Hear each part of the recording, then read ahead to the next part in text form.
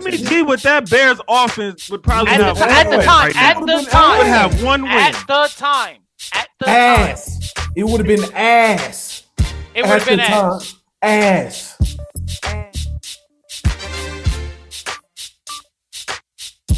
All right, what up, what up? It's the All Grind Sports Show. I go by the name of JC. Here are my wonderful co-hosts and brothers. Tyrell, what episode we on? I actually did forget this time. Oh, Lord. We're on episode 32, homie. 32. Episode 32 of them. Oh, again, the AGS show where we are politically incorrect. I'm going to introduce my brother, Isaiah Anthony of the Ant Hill Productions in the building. Welcome back, sir. Another week, another L. You should be numb to it at this point, bro. I'm just tired. I am kind of numb to it. Looking forward to the draft. And then somebody who's on a much better high note, my boy Siobhan in the building. Just a Giants fan. You know this feeling well, right? Oh yeah, Quan running for $150 in a tub. It's what it was supposed to be. It's how life's supposed to be. Must be nice. I hear you. Then my guy, 7-2. I can work with 7-2. Then my guy Tyrell Jackson is back. Embarrassing. This team is embarrassing. My God, man. I got a perfect analogy for this team, man. We back. Episode 32, JC 32. You need a sheet with a tally mark, all right? So you can keep track. Put a sticky note on your wall. Magic Johnson.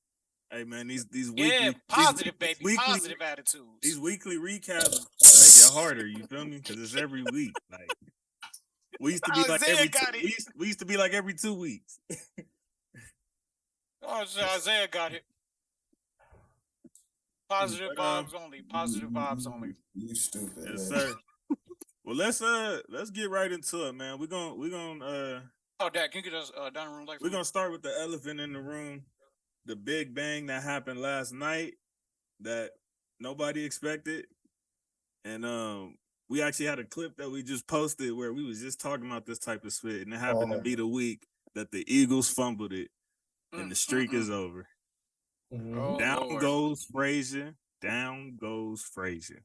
Fuck AJ Brown. 0.7 points for my fantasy when I needed 9. Hey, I was playing against him, so I loved it. I had him on my other team, but I had already won that week, so I Just needed a touchdown and a catch. That's all you needed? That's all I needed. I did have Devontae Smith and Scary Terry though, so that was lovely. Yeah, what's your thoughts on the game, on the streak being over, on Heineke clearly being that guy for the commando, whatever the F they name is. All that. That boy was on the plane with chains on. Look, that boy was on the plane with every defense right. player's chain on, swinging, glowing, and shining.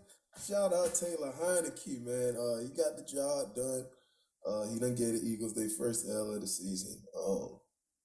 I don't really agree with everybody saying, the Eagles done had an easy schedule. I get they done been playing teams, but this is pro football. Like, it's not no college football where it's straight to schedule and shit. Like, they have to play these teams. I think you can just really appreciate any type of win at this point. So yeah, really, that's what I'm saying. Like, you got teams who sitting at 2-7. I'm sure Eagles fans are not too they upset that they lost, because I didn't get to see the game, but I heard that the referees were bad, missing calls. Referees definitely was heavily involved. Oh my God, that ref ball was real. They missed that face mask. Oh my goodness. And I get that the call at the end technically was roughing the passer, but I just feel like at that moment, and he's clearly holding himself back.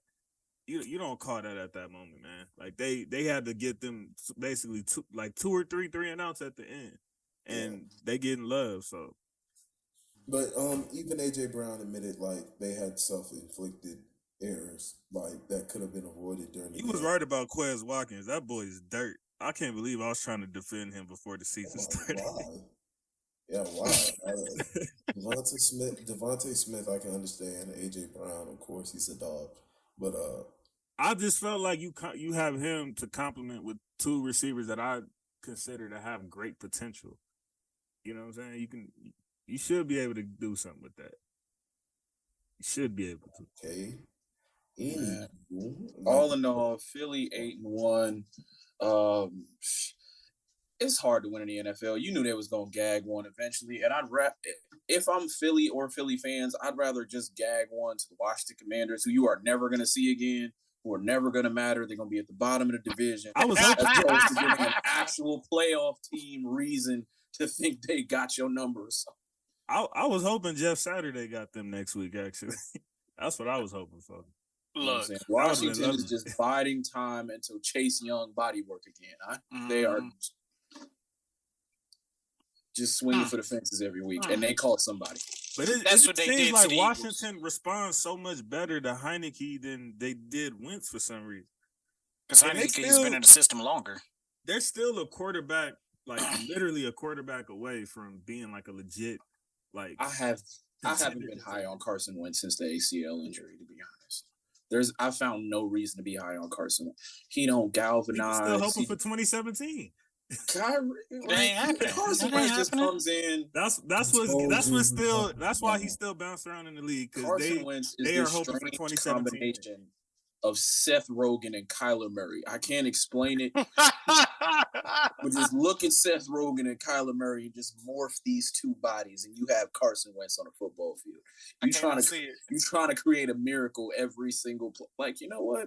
You could just throw the slant sometimes. You could throw the slant. To be fair though, Mahomes does the same split, but he ain't Mahomes. Mahomes he does the miracle. The miracle works. Right, and Wentz tries the miracle. You know what I'm saying? Yeah, Mahomes get away with a lot of shit he ain't supposed to be doing. Mahomes is the football Steph. That's why I don't try this at home. That's why that's a fair way to put it. That's a fair way to put it. Yep. You really do be playing. That's a great way to put that. Mm-hmm.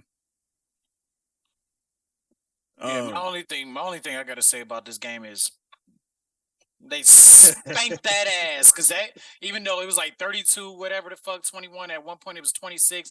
That game wasn't as close. I mean, they just damn night. It's just the Eagles couldn't really get no real like steam going. Like, what they have the ball like 30-something minutes or something like that. Like, they didn't get off the bus. They didn't get off the You bus. got a They barely team- got out of the hotel bed.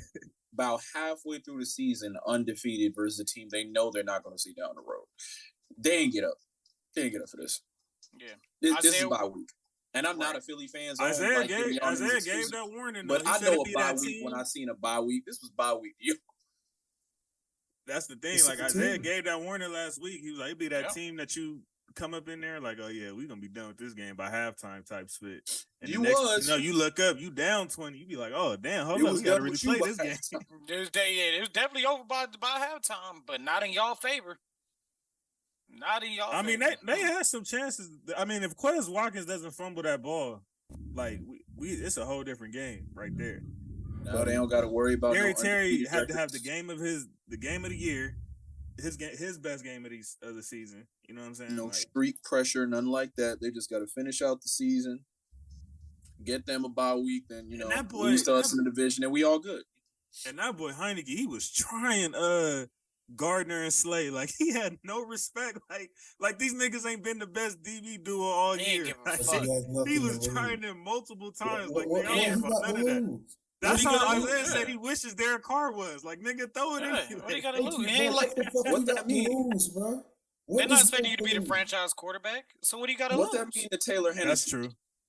That's what I'm saying. He is in there expected to either do a miracle or fuck up. Nothing in between. Right. Nothing in between. And last night he performed a miracle. Next week might be a fuck up. Who knows? Right.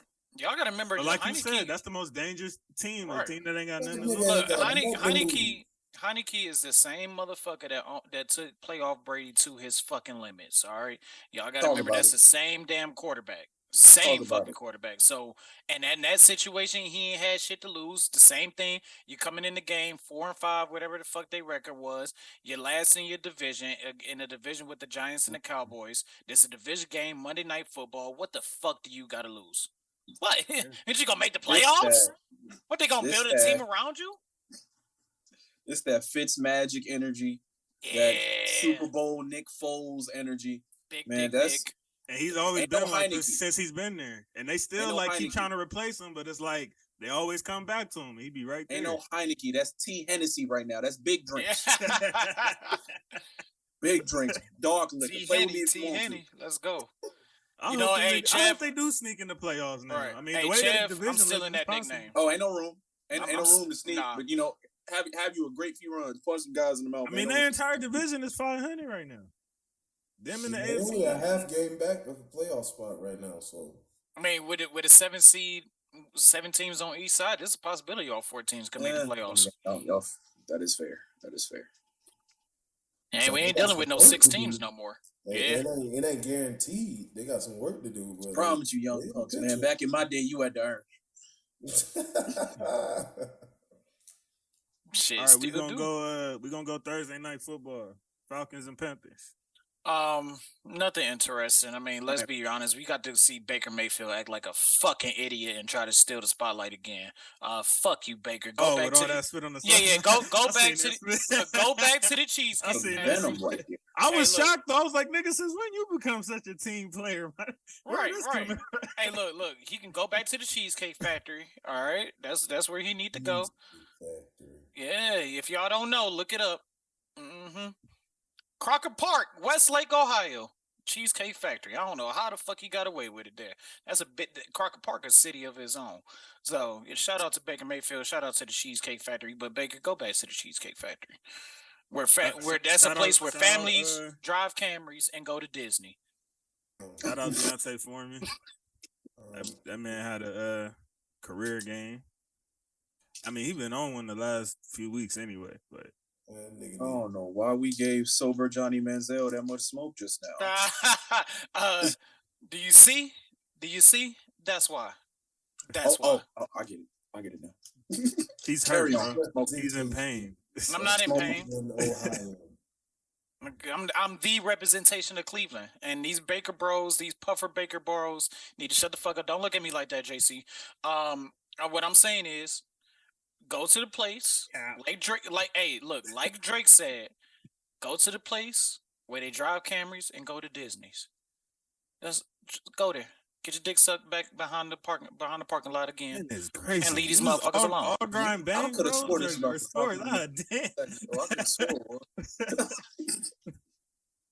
I'm just keeping it a buck. Bang Bro submitting the application for the Miami arena. Hey, they need. Let's go. The BBC. Shit, the way Tyrell be talking. That's gonna be his new squad. We all grown around here. We all know what Bang Bros is. We all know what X Videos is. Come on, we all grown here. Ain't no little kids up in this bitch. All right, let's go to Germany. See, man, this episode. Y'all monetized? Y'all can't be monetized talking about Man, not yet. Effing with this nigga.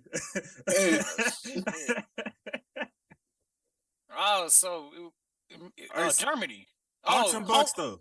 Home of the Third Reich. All right, here we go. What's the? Okay, Rashard White. I read that you. Looking like he's kind of. I don't know. Is Fournette slowing down? He hurt. What's going on? It looked like he kind of taking them reps away.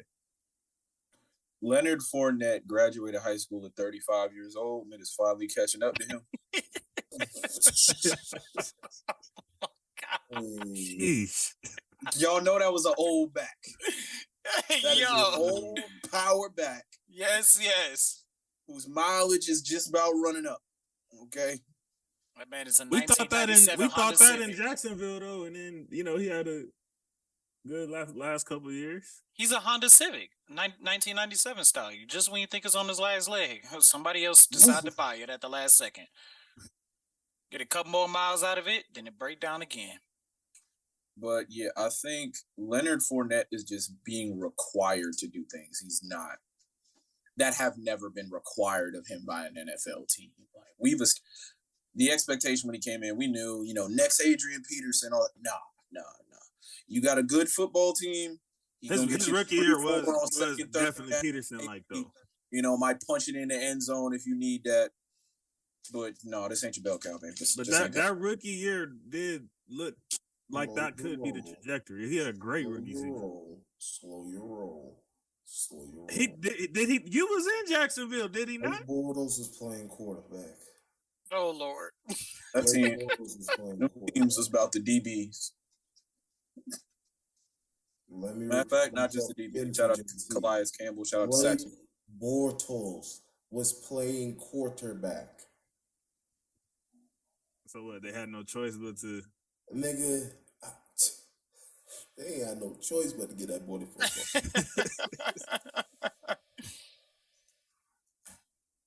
It was 2 dives and then 1 throw, maybe, depending on the yardage of third down.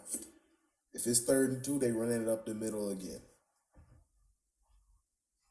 Isaiah and Tyrell, are y'all ready to give Fields his apology yet?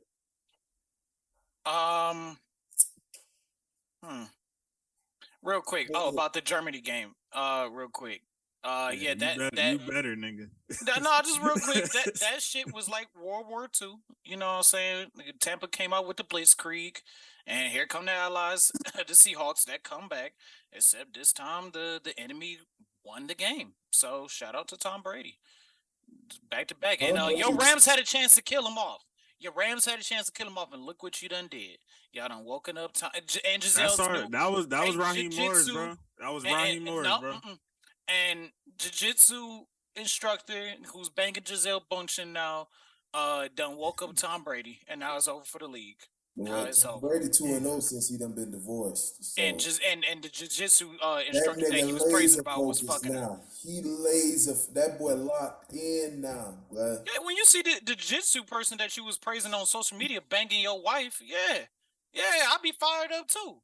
Tom Brady's in the locker room, a towel over his head before every game, listening to NBA YoungBoy. I would be terrified if I had him on my schedule for the rest of the season. With that said, I don't want to see Tom back next year. Tom, go home.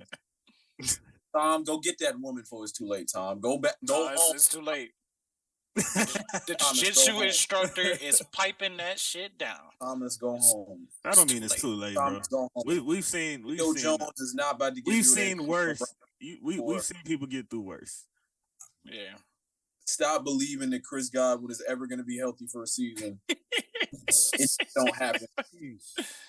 And then he got Godwin and Julio now. Goodness gracious. Devin White has learned how to play linebacker and then forgot how to play linebacker so fast. All in the same game.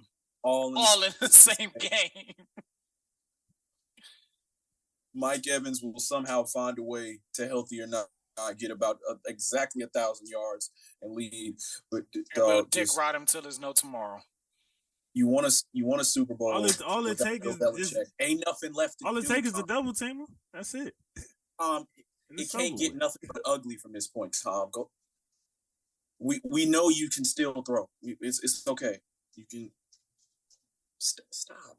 It's okay. Stop. He's pleading with you, Tom. While the kids still remember what you look like. Stop.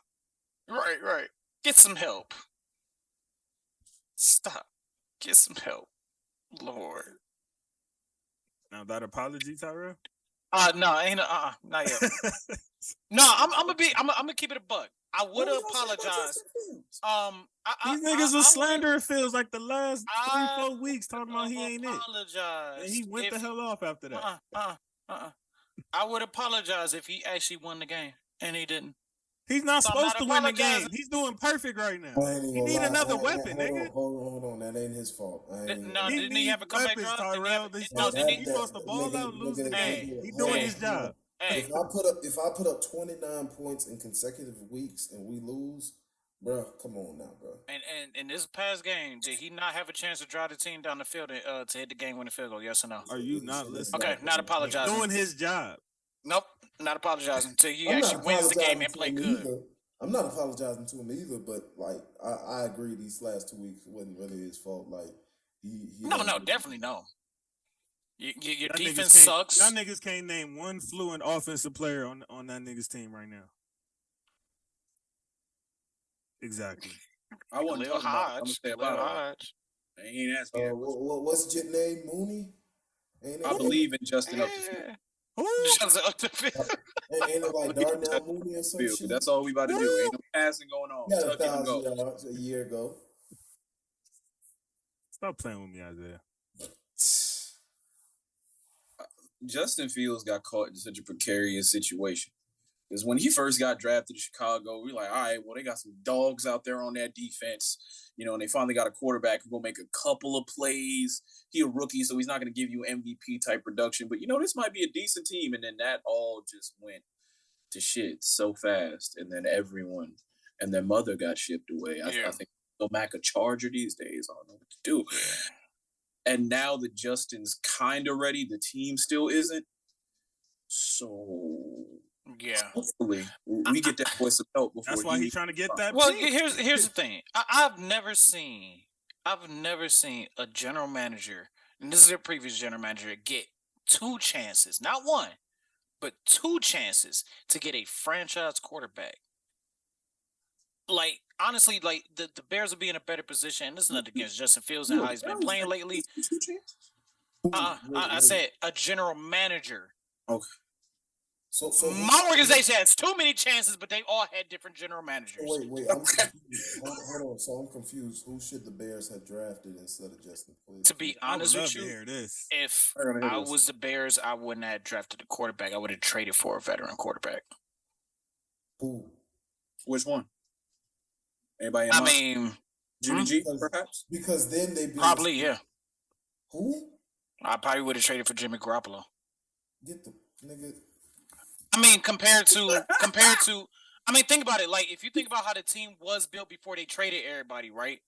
Like, before they traded everybody, they needed a veteran quarterback to come in. And, like, if you put a rookie in that situation, and I'm sorry, Justin Fields is not a Patrick Mahomes. He's not a Josh Allen.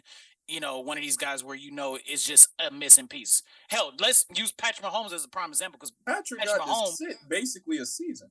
No, what I'm saying is Patrick Mahomes got a season to sit back and relax, but Patrick Mahomes turned out to be the missing piece that they needed. You know what I'm saying? Compared to Justin Fields, where it's like, he kind of wasn't the missing piece that they needed. Like, they needed a more veteran quarterback for that missing piece. The way that team was built before they just traded everybody. Fields. Nigga, Niner fans would take Fields over Garoppolo. Okay, but why? What the hell is he talking about? But why are we acting like Jimmy G didn't lead the fucking 49ers to a Super Bowl? Because nigga, he how long didn't ago let was him. that? Why you keep bringing that up? And they because he did. They started Trey because Lance he did. over. They're done with Jimmy G. They led him to a Super Bowl. That was a defense. He's only starting right now. I'm not discrediting the defense team.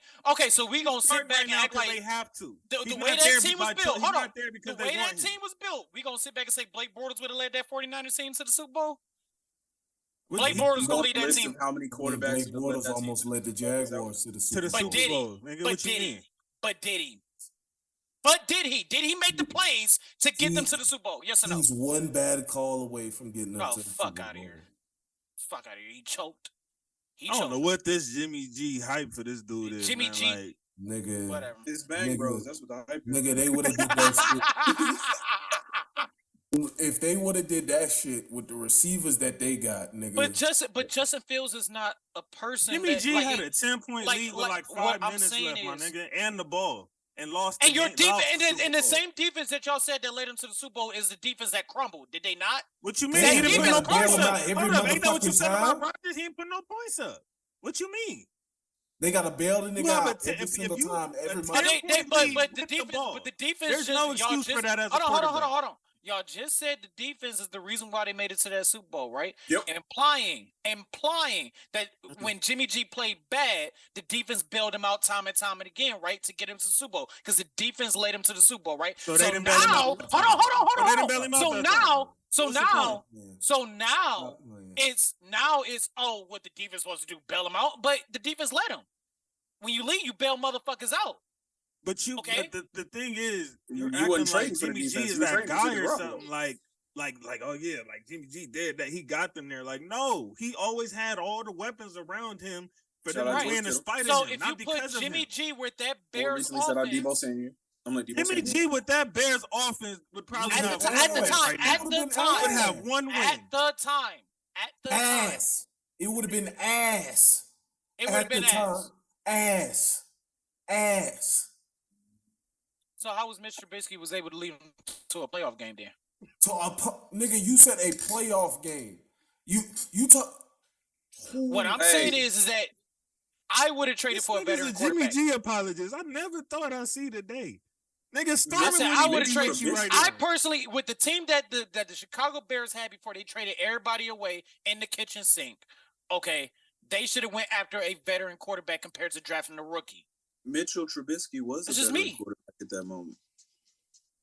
What I'm saying is, this is what I'm saying. They knew when Mr. Trubisky led them to the playoffs. They already knew Mr. Trubisky wasn't a fucking answer. I don't like how the Niners know Jimmy G on a team when they get to the playoffs means a quarterback led them to the playoffs. Jimmy G ain't that guy. They would have been in the same situation the Colts in right now, putting band-aids over a fucking pipe that's about to burst. But the Bears are no off than what they are right now anyway. Jimmy Garoppolo and Mitchell Trubisky. I have never. Oh, I'm not defending Mr. Trubisky. Fuck that. I'm not defending him. Look, we 7-2. I'll take Justin Fields if don't nobody want him. You better preach. I'll take Imagine Fields on that. Oh my gosh. But I won't take Mitch and I won't take Jimmy. I'm surprised you're tolerating the guy you got now. Oh, you mean Eli Manning, illegitimate son? That little guy. Oh, yeah. Danny Dimes, yes. Y'all know good and well Danny Dimes got drafted for being an Eli clone. Y'all know what this was. I mean, hell, he did go to the Manning passing camp. Yeah, you got a point. What kid did I wanted Josh Allen in that draft. Not the quarterback, pass rusher. I don't think. Well, I mean, said what kid, nigga? I didn't. Shit. When I mean that is, most of these kids coming up in the league now have all been to the Manning passing camp. Well, they made sure. They made sure to highlight Danny that shit was like the only one who needed a DNA test when he got it. All right, Jimmy G apologist. It's your turn, nigga. Browns and Dolphins. Oh, Lord have mercy. Perfect timing. Hey, you know how I do it. I'm gonna let y'all go ahead and say y'all shit. And I really, to be honest, all I got to say is Isaiah. I was wrong. I can admit it now. They didn't get it. They didn't get the 5. They ain't gonna get the 5 that I predicted. Norman. We told that boy. That boy's sitting at 3 right now. He might get 1 more, but he ain't getting 2 more. Yeah, he's not getting 2 more. So I was wrong about that. Other than that, yeah, I ain't really got much to say. Tua, if I'm not mistaken, he's still undefeated. Without getting killed. Yeah, without getting killed. This is their best start since 2001, I believe I seen. It's been a while. Let's just damn near since 72. If it wasn't for the Browns, the Dolphins would have been a laughingstock for years. If it wasn't for the Browns. If it ain't the Lions too, you gotta. That too, and Buffalo for a while. Yeah. Dang, I remember them Ricky Williams days. Oh my goodness! What a time! Smoking that weed. We had a time last night playing Madden with Ricky Williams on that hole, boy. Woo, boy, that was a bad boy. Put that nigga on this Miami squad. Is it my turn or Chev? Is it my turn? Because Lord. Yeah, go ahead with your negativity, bro. What happened yesterday? So I'm supposed to be positive. No, we're taking the positives of the game, and then positives? Not for you. I would give one positive. And this proves my point. One game closer to Watson coming back. That's of course. No, but here's my positive, all right? And this proves my point about number 21 of the Cleveland Browns. That motherfucking handles business when the defense ain't when the defensive play call. What you mean? All of a sudden, what you mean? He held Tyreek down. If you don't knock it what did Tyreek Hill do in this game? Wasn't Claypool effing that nigga up? What is we talking about right now? What did Tyreek Hill do in this game? What did he do? Next to nothing, which is so amazing. But Denzel Ward was only the only. Tyreek, hold on. Tyreek had 5 catches for 40 yards and a touchdown. Now he didn't have one of his extravagant games he usually has. The touchdown wasn't off of Denzel Ward. And the 3 catches wasn't off of Denzel Ward, bro. What are you talking? Tyreek be going off. Denzel Ward, this game would have gotten so ugly. It would have got nasty. It was ugly. It was ugly. But he is leading the league coming into this game. Right. So what did Tyreek Hill do? Receiving yards per game. He was like at 120. 120 yards per game. 40 is very. This was done by Tyreek. Now he scored the touchdown over Greg Newsom. Hey, he I'm just saying, you can't act like he like that because he had one good game. Because Denzel Ward woke the fuck up. He got one good game every 4 games, so that just means he's like, stop it, bro. Like Jalen Ramsey? Excuse me, Jalen Ramsey had one good game out of 7. Ramsey been locking Smith down since week 1. What you talking about, bro? Go check the numbers. Go check the numbers, nigga. You know what I'm saying? Denzel Ward came out looking like. We on week 10, bro. All right, Denzel came out looking like Sauce Gardner tonight. I gotta get you on. Denzel Ward been like that. He just finally woke the fuck up for once. All right, let me talk about these damn Browns. Like that, nigga. It's my turn. Because it's time to talk about it. It's time to talk about the Kevin Stefanski special, baby. On that Denny's menu. This team prepares for the first drive and the first drive only. The Kevin Stefanski special is that first drive is scripted to the fucking max, and then we don't know what the fuck it do for the rest of the fucking game. These motherfucking Dolphins, what the Patriots have done, what every other team has done, has showed us one thing and one thing only. You can pass the ball, you can run the ball. It doesn't fucking matter. You can do special teams. It doesn't fucking matter. They are going to beat us. We can beat you in all 3 aspects of the game, no matter the fuck what. We are like a fucking hoe getting a train ran on right now. You can go in the mouth, in the ass, or in the fucking pussy with the fucking Browns. Okay, because that's what this team is. Just ram it in there and fuck us without even putting some fucking lube on it. That's what this fucking team is. Oh, we ain't doing that good. Oh, Tyreek Hill and Jalen Waddle getting contained. Well, I got 2 running backs that can run it right up the middle because we have no fucking front 7. Oh, hey, look, we're down by 13 points. Gee, we got special teams. Oh, no fucking corners. You know what I'm saying? This team fucking sucks. Kevin Stefanski gotta go. Andrew Berry gotta go. Paul DePodesta, go fuck yourself. You're ruining this franchise, and Jimmy Haslam still the fucking team. Fuck this shit. Look like complete and utter bullshit time and time and again when we got a fucking roster that's better than this shit. Fire the fucking head coach, fire Joe Woods, fire Paul DePodesta, and fire Andrew Berry. Javon getting that AGS front row exclusive. he like this is what it's like close and personal. We can't stop. We can't stop shit. We can't stop shit, bro. Like, bro, you know how you fill up the sink with dishes and you fill the water up and you got the stopper inside the sink and it's supposed to stop the water from running down the drain. The Browns can't do that. We have no fucking 7. You want to get these little midgets playing linebacker and they're getting cooked by some slow ass power back. Nobody. That nigga yelling so loud, you can't even. Man, this been breaking. Tyrell, you gotta slow down. They can't even hear you yelling so loud. I'm sorry. I'm trying, but bro, you can't even tap him on the fucking back and tell him, "Hey, good job, buddy. Hey, good job," as they run in the end zone. He got untouched. He was unfucking took multiple fucking running touchdowns, just untouched, didn't tap him on the shoulder, didn't tap him on the knee, didn't shake his hands. Like, no, just let him walk on in. Just let him walk in like a whore at church. Just let him walk the fuck in. Just let everybody walk in. Just let him pass all over you. Just let him recover onside kick like it's nothing. Just ruin this fucking roster. Just ruin this fucking team. Everybody just got to go clean fucking house, clean fucking house, clean house, clean house, clean house, and get but Deshaun Watson some fucking massage specialist, so you can get him the fuck out of here as well. Fuck everybody. Fuck everybody on this goddamn organization. Nigga ain't even came back yet. Chubb. It was Nick Chubb. This is what it looked like. What Deshaun Watson's gonna do? What is Deshaun Watson gonna do with this shitty ass fucking team? Miles Garrett can't do jack shit. Miles Garrett, you had 2 weeks. You had 2 weeks. How? Oh my God! Like, how terrible do you think Tony and Myles Garrett are? Ass, bro. They're ass. They're ass. They're trash. When you're supposed to no. When you're supposed to be the best. Y'all supposed to be the best duo, left and right. Myles Garrett's supposed to be one of the top 5 fucking defensive ends in the entire fucking league, and you telling me they could combine for a total of 3 tackles and no sacks? And you're gonna tell me that this fucking good? You're gonna tell me that that's top 5? Are you fucking serious?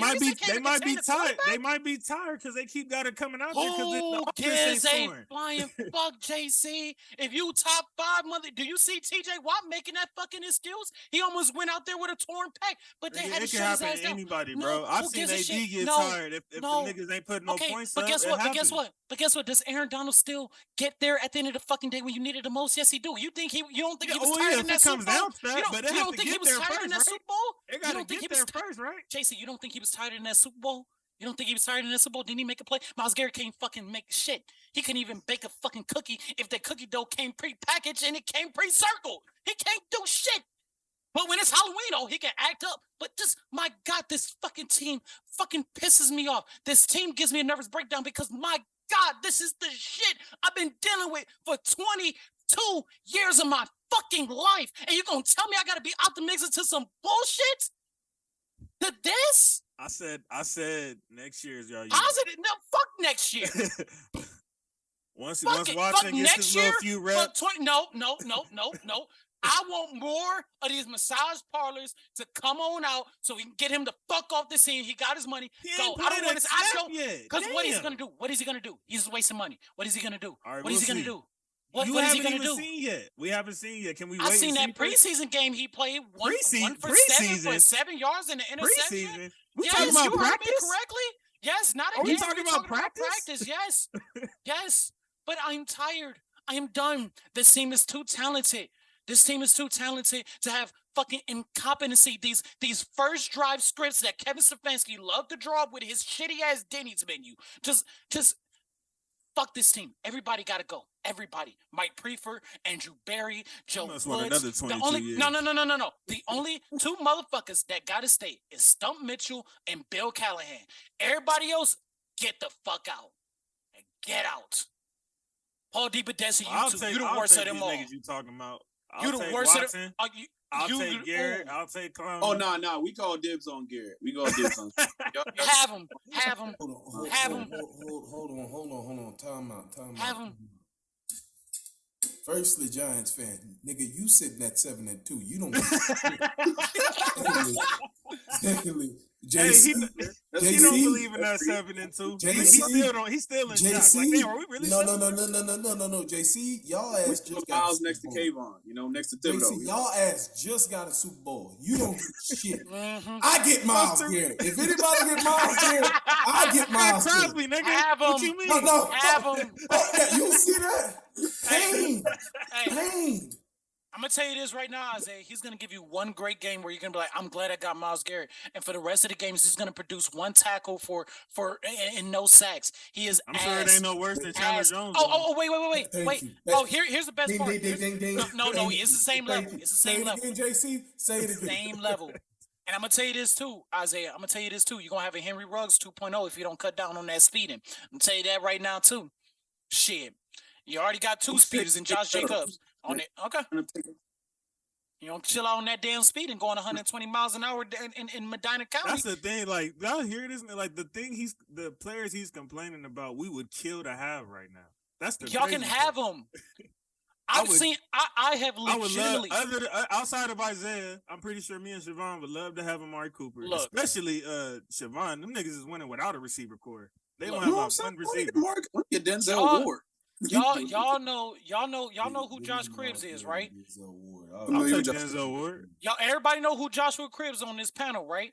When Joshua Cribbs say himself that and he was on a lot of shitty teams. When he say himself that we have more fight than this current team. Fight and talent is two different things. But still, you can't do shit with talent if they ain't fighting for it. Isaiah's team last year had fight. It was gritty. They fought to the end, tooth and nail, all of that. But this team has far more talent. And but it doesn't matter. Hold on. I got you, Tyrell. That's the point. Thank you, Isaiah. He's saying that team don't have the fight that the Raiders had. That's why the Raiders were able to win games last year that they probably shouldn't have won, like the Chargers game, like who else did we beat? Like the Ravens game and stuff like that. That's right now. Exactly. Like they got a lot of fight. They might not be as talented as other teams, but what's the common saying? Hard work beats talent when talent fails to work hard. Exactly. That's what's happening right now. If they not fighting out there on the field, then shit, you're not gonna win games because, like we said, the most dangerous team is a team with nothing to lose, and them boys going. But it's easier to get talented players to fight than it is. You know what I'm saying? Like what? You say that now, but sometimes it's look not. At my team. Sometimes team. I'm saying rather than the you know what I'm saying, than the reversal of that. I'm sorry. But look, real shit. Sometimes you're better off cutting off a player, no matter how talented they are, if they are a locker room cancer or they fail to give real effort. Like, the only person who's giving effort is Nick Chubb. The common worry about a lot of draft picks is A, do they really love football? And B, are they always gonna give effort? With the top picks, like that's usually what the worry is. It's a different sport, but that's how I feel about that nigga Edwards right now. I feel like that nigga's work ethic is not. Don't do it. Not there. We can get to that later, but I'm just saying that's what I've been. Y'all went and got him a 7-foot paint clog for no reason. All right, we'll get to that later, bro. We'll get to that later. Go ahead, Isaiah.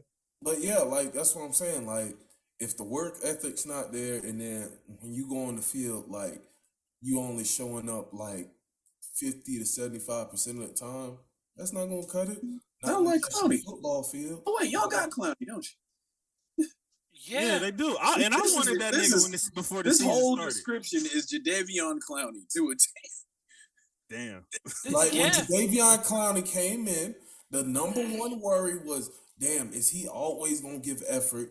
Play in and play out. In the National Football League, was until he got paid.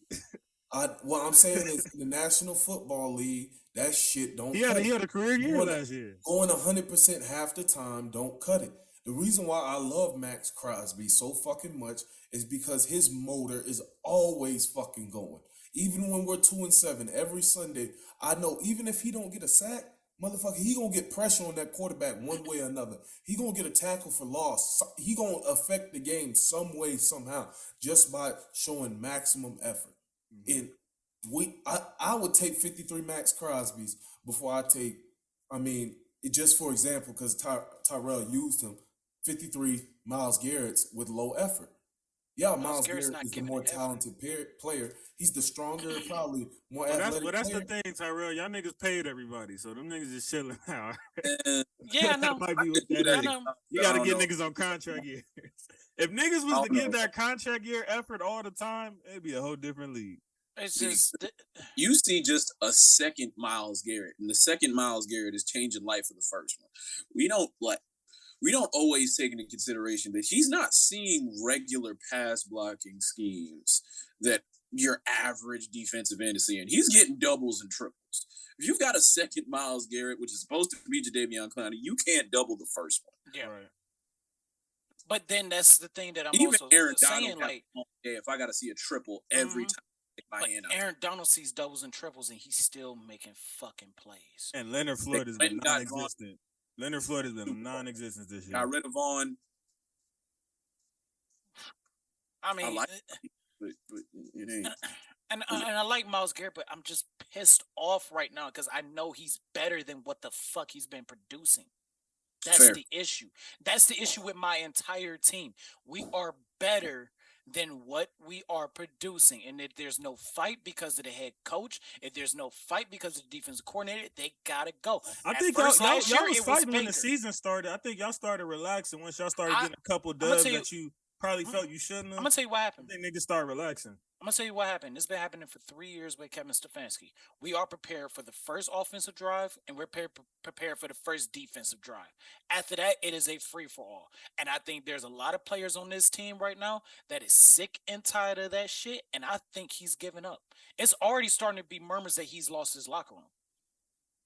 He's too mild-mannered. He has no... And Kevin Stefanski, that's another thing, too. Kevin Stefanski don't have no fight in him. I look at my other Cleveland coaches... I look at my other two professional Cleveland coaches. Like Hugh Jackson? No. Excuse me? Y'all about to get me on a whole nother fucking rant about that piece of shit. That fucking scam lowball piece of scum. But anyway, I'm looking at my other two professional sports. I'm looking at JB Burgerstaff and I'm looking at Terry Francona. These motherfuckers got fight, bro. They got fight with everybody, including the officials. And this is a prime example of Kevin Stefanski's fight. And I'm just gonna say this shit, and I'm done with these fucking Browns until next week. All right. When we played against Baltimore, and that whole false start shit fucking happened, right? I'm about to explain this shit. They asked him, "Hey, did you get an explanation?" This is after the game. Did you get an explanation of why they called it like they called it? This motherfucker said at the podium, I did not get an explanation. I did not talk to the referees. I will get an explanation tomorrow.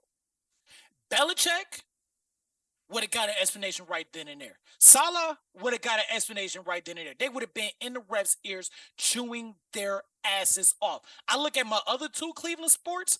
I look at JB and I look at Terry. They would have been in the referee's ass about that fucking call similar to that in their sport. And they would have been fighting for their fucking players to the point where they would have got a technical or thrown out. Kevin Stefanski ain't that. And the rest of this locker room has absorbed that shit. And they don't have any fucking fight. That's what this shit is. And Eugene, I know you watching. Fight me on that one. Yeah, I can't wait till he come back and throw blows with you. Because I know he be texting me talking shit. Like, why y'all let Tyrell say that? Why y'all let him say that? When he come back on, everybody better mute their mics. Because this is about to be a heavyweight battle. All right, let's go. Denver Broncos and the Titans. Yeah, them Broncos. Damn, don't all speak at once. Them Broncos. Boy. They looking like us right now. Next week we play them, so it's just nobody really expected for our teams to be looking like this at this point in the season, but it is what it is. Yeah, y'all was supposed to be the AFC East, the NFC East. Like that was supposed to be y'all.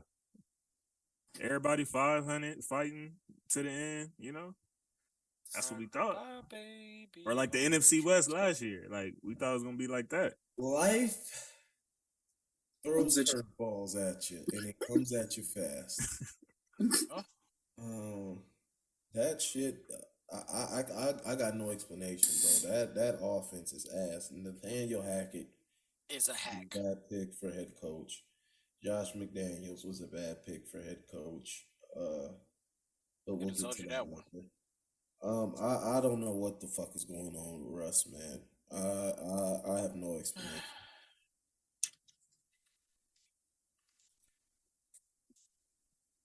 Nigga, we asked about the Broncos and Titans. You went into his foot. I mean, that's basically explaining it. They lost again. Yeah. They lost again. The AFC West is butt cheeks, basically. I mean, it's basically the Chiefs again. Chargers still got action. I told you they on the brink of missing the playoffs too. That's the only prediction I need to be right. I don't think you got a chance, but it's like 50-50 right now. I've been rooting for their ass to lose every game. So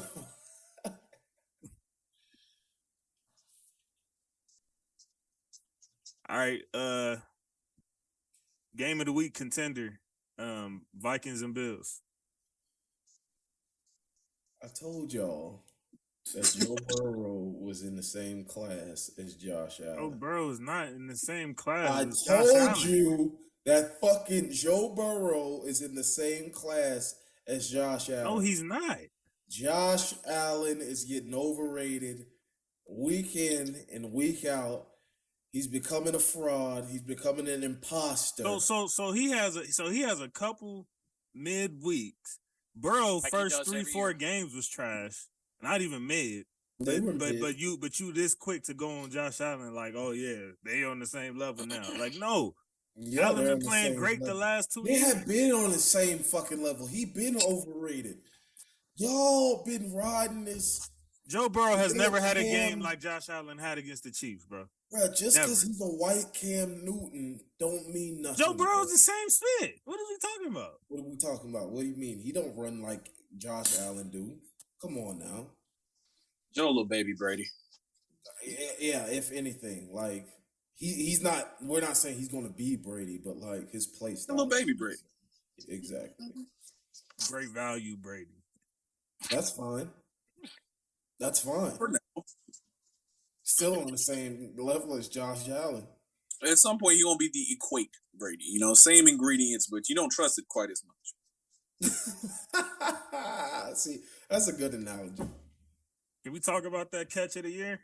Yeah, we have 2 catch of the year contenders, but we for sure got the catch of the year. I'm not gonna lie, that was insane. So I think that was better than Odell. Sorry, Siobhan, yeah, that was the debate. I think that was better than Odell because it was a nigga right there. It was a nigga right there. Somebody on the ball. Odell's was a penalty. He almost caught the penalty flag with the other hand. Yeah, that shit was crazy. Stop playing with O like that. We talk about what just happened. I'm not gonna lie though, but Justin Jefferson's was. We need to see them side by side. Can we do our guard screen share, Tyrell? Yeah. No, all guards side by side. We go. Let me get my research going on while y'all talking. What I'm saying is Justin Jefferson's was with the game on the line. No, like if he don't make that catch, that too. Justin Jefferson. But Diggs also had if it wasn't for Jefferson's catch, we would have been talking about like Diggs might have the catch of the year type split. Because that was crazy too. Justin Jefferson might be the best front receiver in the game right now. He might be. Just week after week, just watching. I'll say that because Cooper Kupp is hurt now. Just routing people to sleep.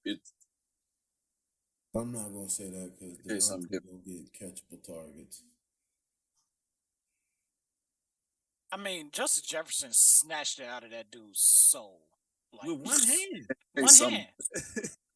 I got to snatch it out the nigga hand with one hand. It's like that.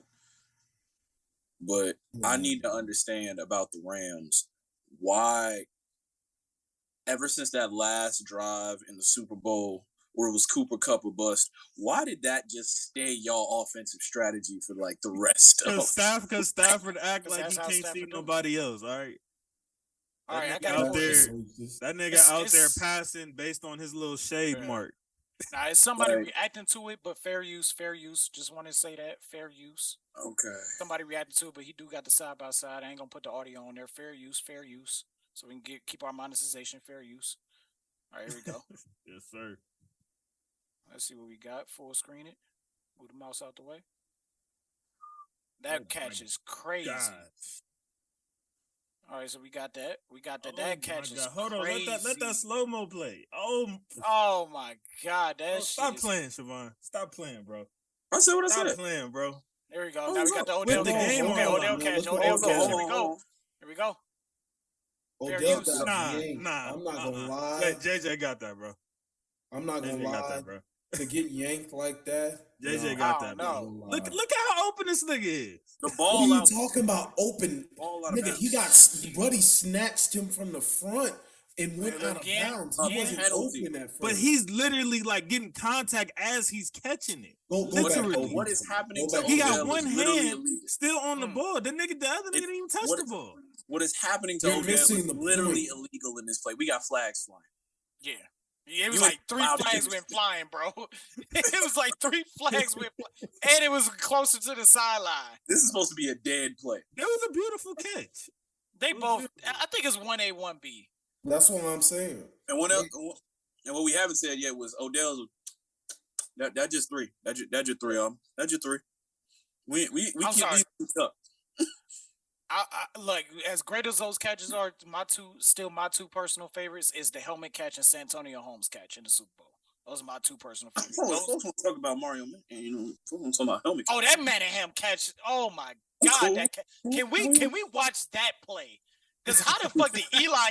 Hold on, I'm looking at that shit. Hold on, no, because just real quick, it don't bother me. I mean, like, just real quick. I promise I ain't gonna do nothing else. All right, real quick, while he does that, are the Vikings for real? I mean, you gotta say that they're 8-1. Yep. You don't gotta say that because they're 8-1. It's definitely as a factor. Only one other team is sitting at 8-1. The Eagles, who beat them. Fair use. Just gotta make sure we get monetized. Look. Take me back. Look, how did Eli make that fucking pass? That's a dot. That is my God. That is a. Was that JC who asked if Eli Manning was going to the Hall of Fame? That was me, nigga. I'll ask it again. That's why he going to the fucking Hall of Fame. That's why the fuck Eli Manning in the fucking Hall of Fame right there. That's why. Look at it. And Manningham makes. Oh my goodness. I mean, Manny that in the Julio catch. The Julio catch that nobody put whoever the Vikings QB was when Diggs got his game-winning touchdown in there too. Oh, Case Keenum. That was Case Keenum. On that.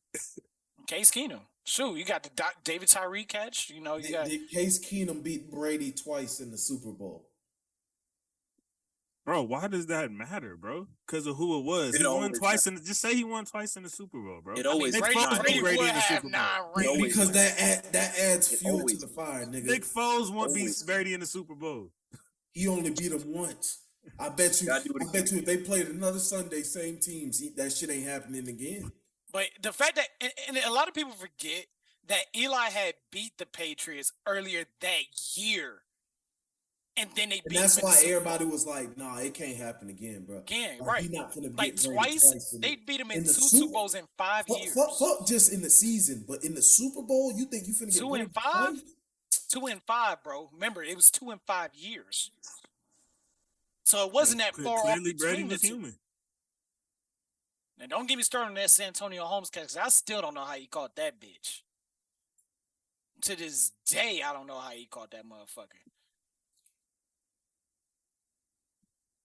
So niggas don't believe in the Bills no more? I still believe in them. I believe very much. This is the Bills. Hey, look, this is the Bills wake-up game right here. See, this is you know how everybody got that one game where they kind of in the slump, but then they got that one opponent that can help them get things back going. Yeah, they about to do that with the Browns. Oh, my God. I've been hearing some murmurs about Josh Allen being hurt, too. He didn't practice. He didn't practice all this week. But, oh, my God, they about to whoop the Browns' ass. Oh, my goodness. Oh, ye of little faith. Hey, last time you said that, the Browns beat the spit out of the other team. Well, we own the Bengals. we own the Cincinnati, Kentucky Bengals. They're Kentucky. They're not Ohio. Hell, their airport is in Kentucky. Their airport is in Kentucky. How the fuck you, Ohio?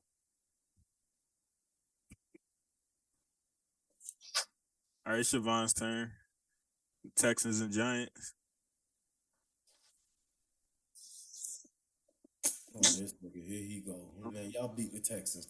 We beat the Texans. Raiders did beat the Texans. We beat the Texans. No, you did that when you beat the Texans, nigga. Cuz that was our first fucking win. Whole knockout round. Oh, you had all that spit going, nigga. That was like our first damn win. You did the same spit. I just want to submit my ballot for all-pro running back for Saquon Barkley. I just want to submit my, you know what I'm saying? I want to submit the vote in. You know, I like Nick Chubb. I like winners. He ain't getting that. I like winning games more, you know? And it ain't always rushing. A lot of times his yards get split up between rushing and receiving. Where was this energy last year when I had him on my fantasy team? That's what I want to say this shit every week.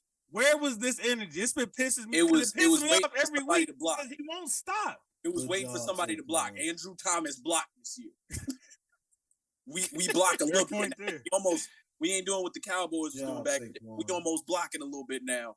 And Quan like, all right, I just need you to crack the door just a touch. I don't need it wide open. How many seasons would have been saved to him too if he had blockers? Like Barkley would have been firmly in that conversation every year. But I'm not putting him over. I don't know what happened to my boy Swift. I'm not putting him over. Spectrum Internet. He got the Spectrum. This nigga's horribly stupid. Hey, welcome back, Spectrum Internet. Hey man, Atlanta probably got some other spit, bro. All right. Hey man, we got Spectrum down there. We got a little storm going out there. Don't worry about it. Don't worry about it. All right. See, that's the Atlanta brothers. No, that's that Spectrum. Down south, we got Xfinity. Exactly, it's Xfinity. Down south, I'm not giving Barkley a ballot over Chubb. I'm not giving him a ballot over Henry. Hey, do what y'all want to do. But you know who I need to show some love to? Coach Daboll. Oh, yes, for sure. They've been doing that all year. Coach Daboll. They both want him as their coach. Because I don't know what they do in Cleveland. They envy you, bro. In Rutherford, New Jersey, we fight out here. Oh, there you go. They envy your coach. Shit on my city. Don't you dare shit on my city. New Jersey. We scrap out here. We scrap out here too. You know what I'm saying? Our football team might not scrap, but we definitely scrap out here. I love it. I mean, I ain't gonna go too much because it is the Texans. But it was 6 months before the Texans. Okay. How? Like, I mean, I know that's your team, bro. So obviously you're gonna have a little bit of bias, but realistically, how far do you like? Because I mean, I guess it's fair to say your spit ain't a fluke so far, right? Like, no. Y'all pretty much are going to the playoffs. So I believe we are a legitimate playoff team. I don't see us as like the serious Super Bowl contender we were like back in the days when we were just barely cracking like them highlights they just showed. Before you could see the defense was crazy. You see, all right, if you get that D-line a chance, they can take you on a run. We don't have that type of unit, but I can see us getting into maybe an NFC title game and probably going down there. I can live. If y'all make it there, anything. I'll take that. That's success to me. We a few pieces away. NFC title game. Nigga, y'all more than a few pieces away. Nah, partner, y'all. Hey, Chef. Let me. This is no hate. Like, this is honestly. Hey, he gotta have a little bit of bias, bro. It's just the fact. I mean, that's cool. Hold on. It's the fact that they don't have a receiving core. That's just. Or a quarterback. I need some of that Pixie dust. You don't have a receiver core or a quarterback, and y'all still winning. That's crazy. Yeah. I mean, I need some of that Pixie dust. It can last. Like, that shit can last during the regular season. You might even be able to knock off one team in the playoffs with a surprise, but not y'all ain't going to no NFC. Just one less. No, one less. What I'm saying is the expectation is one and done. Y'all maybe. It's unlikely to knock off a team. It's just y'all don't have any receivers. You need at least one receiver, at least one, and then I think Slayton, all right. Nick, even he'll tell you that's bullshit. But like if they get that receiver, Jonathan Shepard, get well soon, player. Get well soon. I said, if they get that receiver, I think okay. Then next year you can be looking at possibly an NFC Championship game appearance. I want to say I disagree, but I am a little biased. I ain't gonna lie to you. I expected you to have a little bit. Ain't like you said. We ain't a Super Bowl contender, but I want us to make some noise when we get there. I want us to make some noise. Don't go quiet. I will say this. Y'all got any picks this year? Crazier things have happened in the National Football League. So if it did happen, I wouldn't be completely surprised. We are not a one and done playoff team, but we are not a true Super Bowl contender. I see us either. I want to say title game. Hey, keep it 100. You seen y'all being hold on, keep it 100. You seen y'all being 7-2 by week 10 when the season started? When the season started, absolutely not. I'm sure did not. I didn't. Nope. Did not. If anybody saw the Giants being 7-2 at the beginning of the season, it's just like LeBron James saying he listened to Migos in 2010. What? Damn. The only people who saw ain't nobody but Brian Daboll see that. No, we clown the Giants on like week 1 or 2 or some shit like that, and these niggas ain't lost since then. We won in week 1. Yeah, we stand on their asses. Yeah, I think y'all won that week, and then we just thought like, okay, cool, you won on week 2. Like, I remember correctly. Yeah, They were like 3-0, I think. You didn't believe. You didn't believe what you were seeing. Yeah. I love it. Hey, last question to something Isaiah brought up. Eli Manning is a Hall of Famer? Yes. Yeah. How many quarterbacks? This is a Giants fan, and he took a deep breath, Isaiah. I hope, but you talking like the nigga first ballot or something. If I wasn't a Giants fan, I'd say no. I'd say just a really good quarterback who can be proud of his career, but at no point did I feel like we were scary or dangerous or a great team as a result of Eli Manning. To me, is a quarterback you win with. You win with. Bless you, brother. Thank you. Great run to that bullshit that y'all spewing. Retired at 10. Retired at 10. I'm glad ain't nobody gonna rock that no more. But bro, this is a Giants fan telling you that. He's a 2-time Super Bowl MVP, 2-time Super Bowl champ. He's going in the Hall of Fame. And in between that, it was some dark days. Okay, but he has over 350 touchdowns, 366 to be exact. Name how many quarterbacks had that many touchdowns? How many quarterbacks? Do you want me to name as many as I possibly can and just see when we fuck up? Yeah. Tom, clearly. Okay. Clearly. Drew, clearly. Aaron, clearly. Elway Marino, most likely. Let's see. I'm gonna stick. Big Ben gotta have it. Big Ben gotta have it, of course. Burger. You know what? Nope. No, I'm a Browns fan. Not allowed to laugh. I didn't say nothing. What? I'm gonna leave that where it's at. Leave that where it's at. Matt Stafford got that yet? Nope. Let's see. What about Russell Wilson? Russell Wilson up there? Nope. Yeah, Russell Wilson is in there. He's not higher than Eli Manning, though. What? Are you scared right now? Eli Manning's better than prime Russell Wilson? No, not better than prime Russell Wilson. He has more total touchdowns over his career than Russell Wilson does. By the time Russell Wilson finishes his career, he will be first ballot Hall of Fame. Because why? Because hold on. Let me hear this. Because why, Jason? Because of the numbers. What do you mean? What numbers? What numbers? Outside of the Super Bowl. What numbers? What numbers? What numbers? What the fuck did he do without those Super Bowl teams? What the fuck did he do? Tell me what the fuck did he do without that elite defense? Tell me what did he do? He was one. Oh, now it's the deep. Look, the first one I'm the one that said Tyrell. I'm the one that said that. Remember? Am I tripping? I'm the one that said was that. Russell Remember? Wilson elite? Hold on. Was Russell Wilson? No. I want everybody. He had a Hall of Fame career after the Super Bowl. Did he not? Was Russell Wilson elite when the Seahawks? I said no last week. I said no. Okay, then he didn't need to be elite in that game. No. That was all. But after that, did he not have a Hall of Fame career?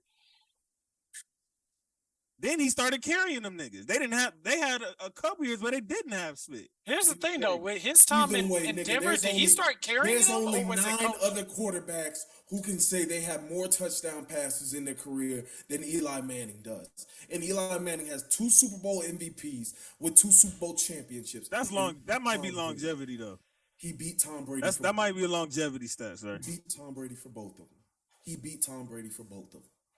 All right, Nick Foles, first ballot Hall of Famer. Nope, I didn't say that. I love Eli. I hope he get in, but y'all are not gonna upset me if you tell me that a 0-time All-Pro didn't get into there. Didn't get into the Hall of Fame on his first ballot. I didn't say first ballot, but I said he's a Hall of Famer. Second, third. I mean, he might get in like once we got once our kids is grown and shit like that. Eli gets in.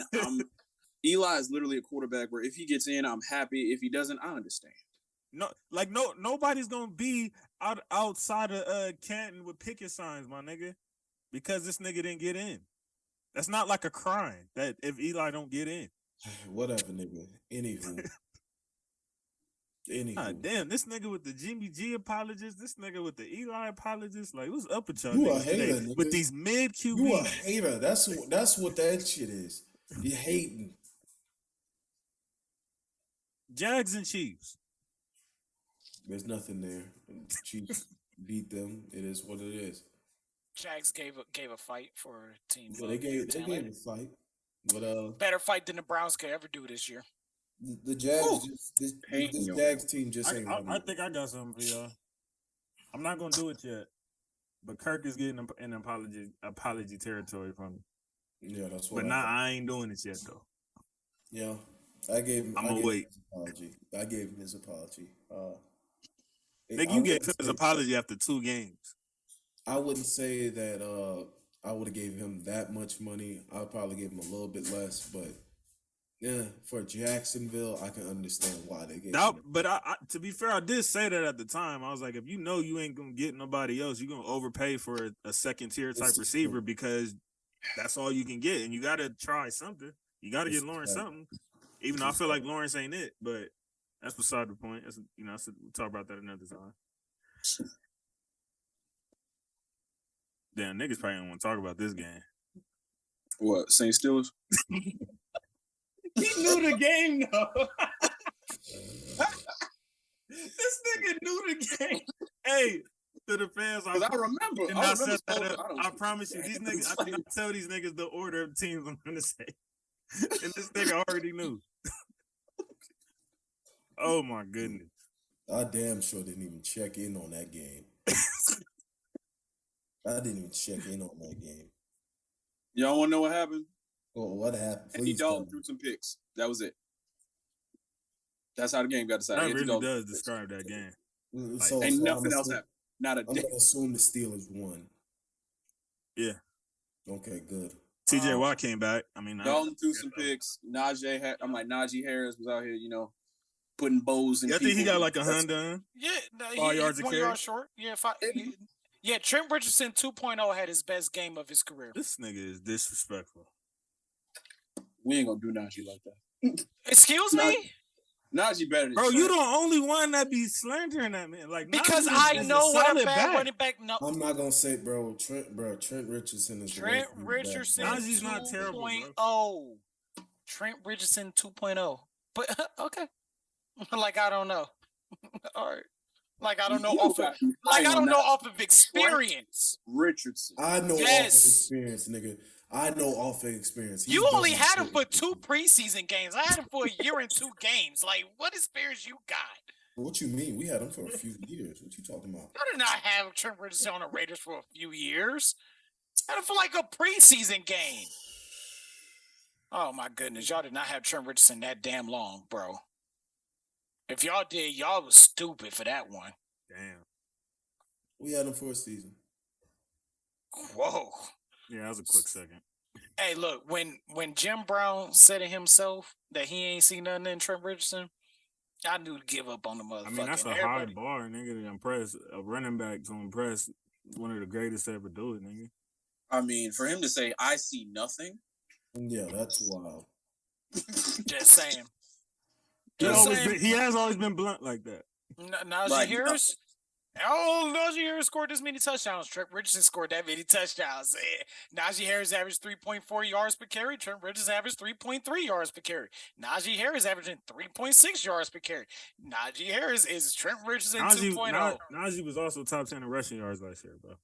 Trent Richardson was also, I bet you Trent Richardson was also top 10 that year. No, never. Stop it. Yeah, okay. Because Trent Richardson almost had 1,000 yards that his rookie year, and everybody was giving him high praise. I don't want to hear it. He's Najee Harris, Trent Richardson. Najee Harris isn't a rookie no more, sir. Najee Harris isn't a rookie no more, bro. Well, even his second year in, Najee Harris is Trent Richardson 2.0. I'm telling you, but don't listen to me. When it come to fruition and actually within a year or two, we're going to go back to this tape and all the other times I've said it. Now, we could talk about this game right here. Najee already had more yards just his rookie season than any year of Trent, at all. And look how many yards per carry he averaged. Slide on in there. Let's look now. You act like he didn't have trash lines. I don't want to hear it. 3.9. Let's see, what was our good buddy Trent good for? 2.5. 3.6 at best.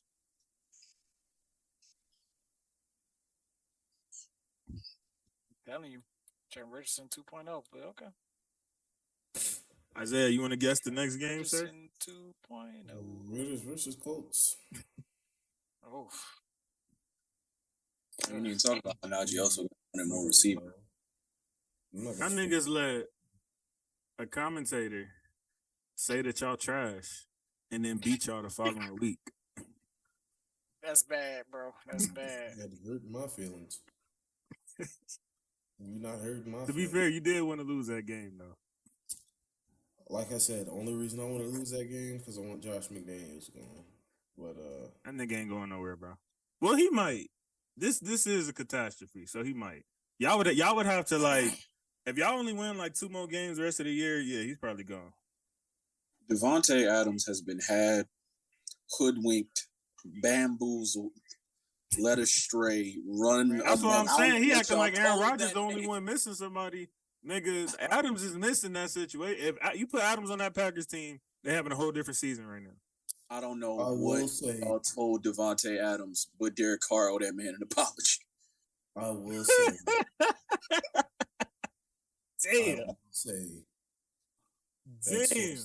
That sources close to the team have said that players are growing frustrated, irritated. That boy got the nerve to get on the podium crying and spit like he been the one out there outworking everybody. Nigga, you don't sit your butt down somewhere, nigga. But I will say, no, hold on. Like I said, Derek Carr has not played well at all this season. But what you can say is that motherfucker has rolled with the Raiders through thick and thin. So I will give him that. I do. Yeah, but why are you trying to throw your teammates under the bus and you've been playing trash? Derek Carr has been both the thick and the thin. You do that in the locker room, bro. Especially when you playing like that. Adams can do that. Derek Carr has looked like a great quarterback for this team and looked like a trash quarterback. But firstly, he didn't. Hold on.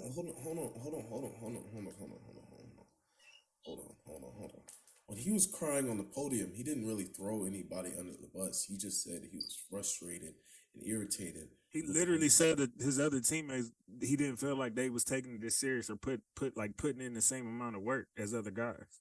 That's not throwing your teammates under the bus? To say that, no, that's not throwing anybody under the bus. To say he doesn't. You're calling your teammates out publicly. Y'all misconstrue constructive criticism in literal throwing somebody under the bus. Throwing somebody under the bus. I'm gonna tell you what the difference is. It's not what he said; it's where he said it. Does that make sense? It's where you said it. So hold on. So you think this nigga ain't said that shit in private? You think he hasn't said that in private? Leave it there.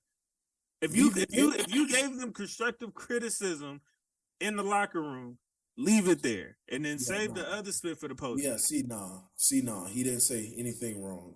To say some of the guys, he didn't call anybody out by name. He didn't call anybody out.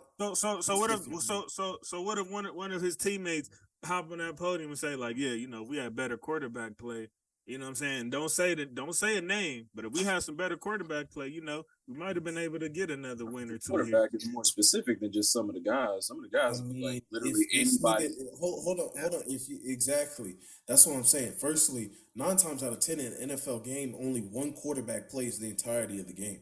If he went out there and played shit in like Malik Willis that did that week against the Chiefs, and somebody had said that, hell yeah, I'm gonna say the same shit. I'm gonna be like, that's constructive ass criticism. You played like shit. If they would have had better quarterback play, they probably would have won. Right now, like, bro, it don't look like some of the people are taking it serious. It don't look like everybody's locked in. I don't know what's going on. Don't know what's happening. Not saying that Derek is free of criticism because he has been criticized. I'm not gonna lie. Derek, out of every fucking Raider player, is probably the most criticized Raider player out of all of them. I'm not gonna lie to you. Like, I can agree with that. I told you. I've even admitted and said I can agree with that for sure. He's an average quarterback, bro. Sometimes he can elevate his play to damn near top 10, but sometimes he can also decrease his play to fucking bottom 10. And right now, he's looking like these past few weeks, it's been average. Like, last week, I wouldn't necessarily say is his fault because he hit Foster Moreau in the chest with the game winner. Like if you run back to play, it was probably like 50 seconds left in the game.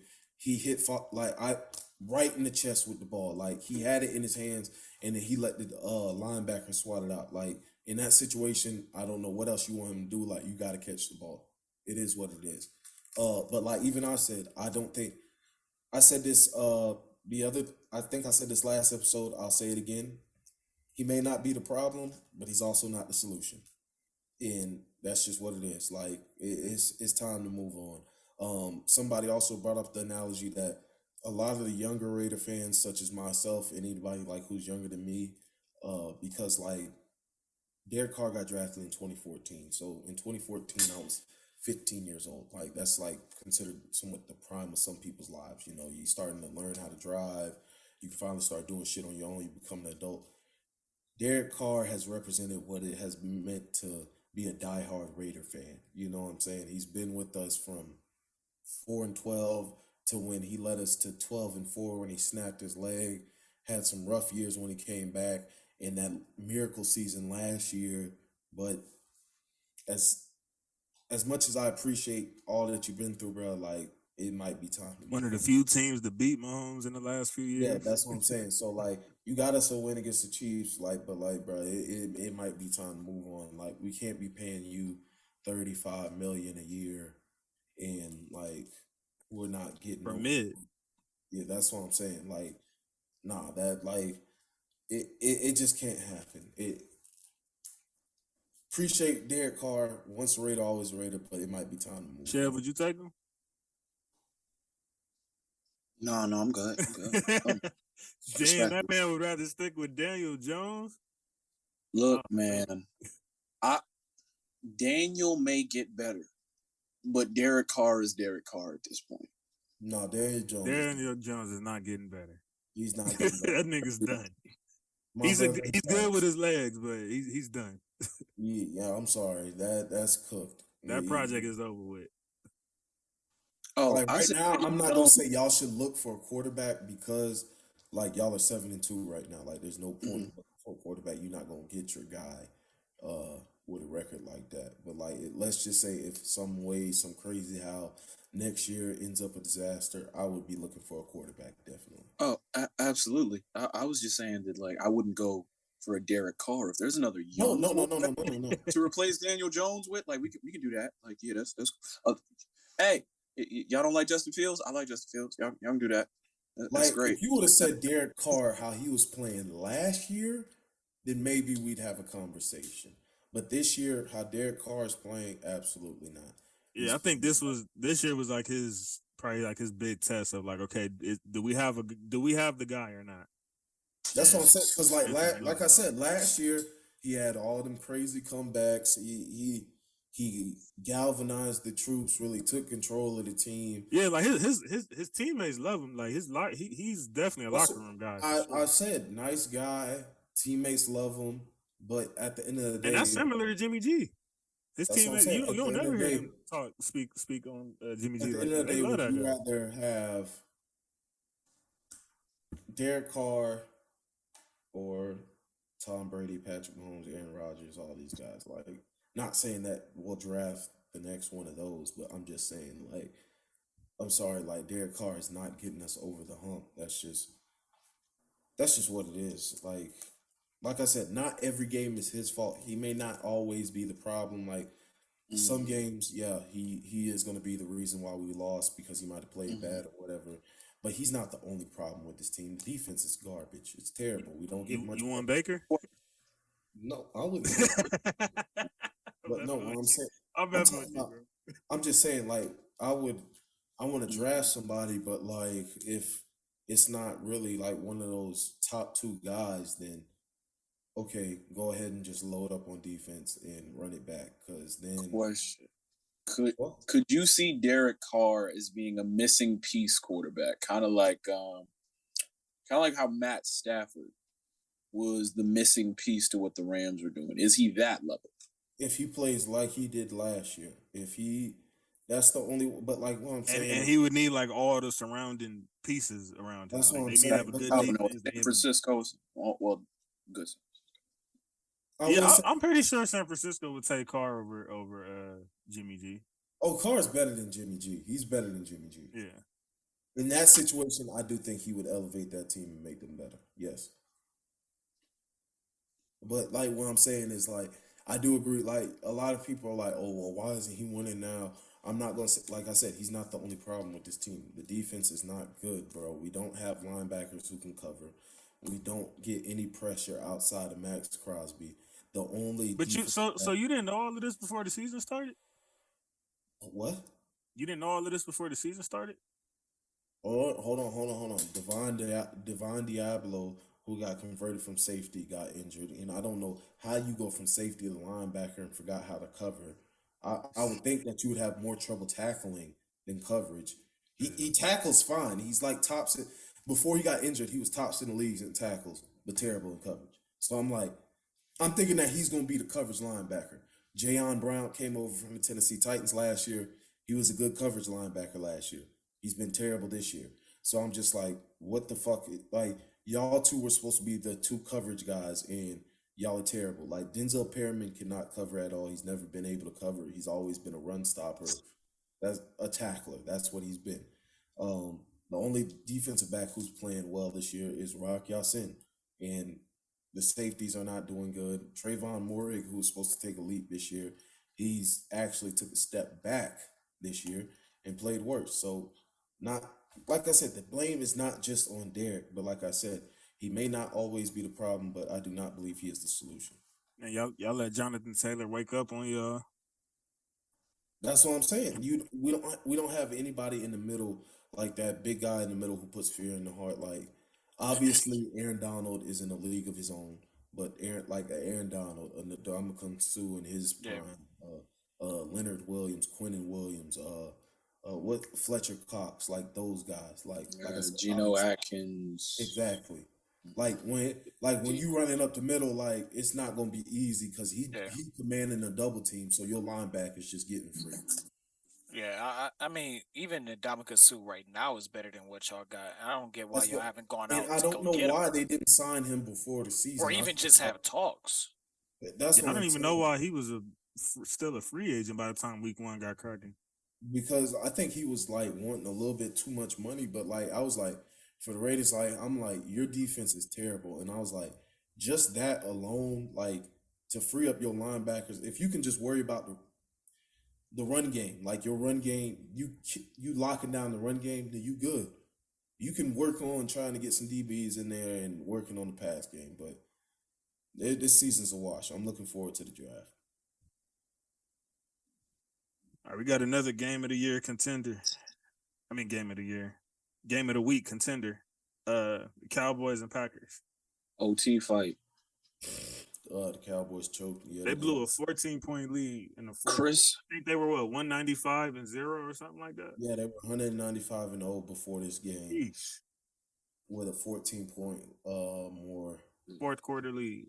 Yeah, fourth quarter lead. Thank you. Chris Watson got busy. Yeah, he started getting busy. I didn't know you was like that, young boy. Yeah, I'm trying to pick him up on my fantasy team right now. I didn't know you was like that. I don't know why. I was about to say I don't know why. I'm not picking. They got one outlier game. Yeah, Y'all niggas gonna knock it off. Game. That's it, bro. The way he was cooking, that's a confidence builder right there. That's the only thing that's the only angle I could see maybe is that Rodgers might start looking for him a little more, but it ain't gonna be what you just saw. I say this though, I'm actually gonna call him by his name today, Aaron Rodgers. Like you play I ain't gonna lie. That was shit. the Aaron Rodgers we've been looking for in the playoffs. Right. That guy right there, that motherfucker right there. Boy, if Aaron Rodgers could play the Cowboys, I just think it's effed like up that, how y'all give him that type of expectation, even if he ain't got shit. Like, when y'all consider him, if y'all trying to put him up in the top 5 of all time, yeah, and he don't produce. When has Brady not had weapons though? So that don't work, bro. You still need some type of weapon. There was 2 Super Bowls where he won a Super Bowl with Gronk as his only weapon. As His no only weapon? Oops. Edelman not a weapon? If Edelman, okay, so there's been a debate of. Speaking of Edelman, y'all hear that debate? That's another Hall of Fame debate. Does Edelman deserve That to is be? not a Hall of Fame debate. That's not even a debate. Because you can just Edelman, have a really I'll good tell you that. NFL. Right. That is not a debate. No, because remember they had that debate. They had that debate at one point. I don't know why they had that debate. You had like one article post that was a national No. thing. He's right. They were up on ESPN and shit. All that I shit. didn't say that. I must have missed that. And I always say this: if Edelman's going in the Hall of Fame, then Wes Welker need to go in the Hall of Fame because Wes Welker got all the doubles. Edelman would put a lot of receivers in the Hall of Fame if he made. If Edelman's in the Hall of Fame, Eli is a no ballot Hall of Famer, nigga. This nigga, they ain't even got to put him on the ballot. If Edelman is a Hall of Famer, I still don't get how DeMarcus Ware didn't get on first part ballot. That's the crazy. I don't get how DeMarcus Ware. What I'm saying is, like, at least for Eli, there's an argument. Like, Edelman, there was no argument. I don't even know why they was trying to produce that argument. You know why, but I ain't gonna say it. Ratings. No. How many NFL games we got? Because I'm ready to talk about something. Tony Pollard is like the best running back in the league when Zeke don't play, bro. That's what it's crazy. That's because he on the Cowboys. That spit is wild. Because he on the Cowboys. He's begging for that starting position. Yeah, he is. If he got Zeke's money, he'll be getting that starting position. That's the only effing problem. That's the only reason why they haven't done it. It's because they paid that man, and they don't want to be like, damn, we just paid this nigga to be our RB2. We just paid this nigga all this RB1 money to be our RB2. Accept it. It is Tony Pollard time. But doesn't winning cure all? Why not just do it anyway? If you know what I'm saying? Like the Lakers is paying Russell Westbrook $40 million to bring him off the bench. Oh, I got something to say about your Lakers. If you feel like something could work better that can potentially help win games, why not just do this?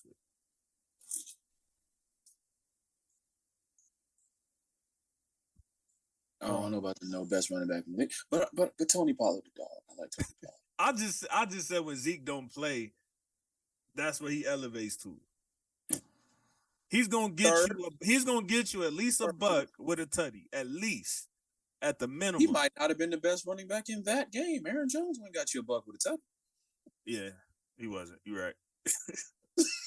You're right. And honestly, I think that's how Dallas lost this game. But Aaron Jones been asleep all year, though. To be fair, y'all just been sleep all year, and he ain't got no competition really at that RB1. The quarterback and running back should not be having this good a game simultaneously. Yeah, when that happens, I ain't even think of it like that. Get your ass whooped. And the Cowboys have been great this year.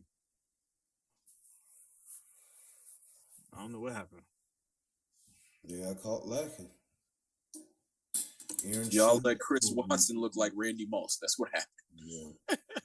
CeeDee Lamb was out there doing work too, though. Taking 58, I don't know, 58, maybe 60-yard bombs on y'all.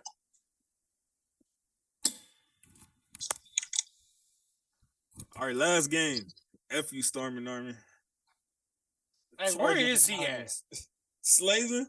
He probably out there right now. Hey, U.S. Postal Service, stop slaving my boy. It's holiday season. I don't give a damn. Stop slaving him. That motherfucker used to talk too fucking much, man. Restart the whole song just so he could talk.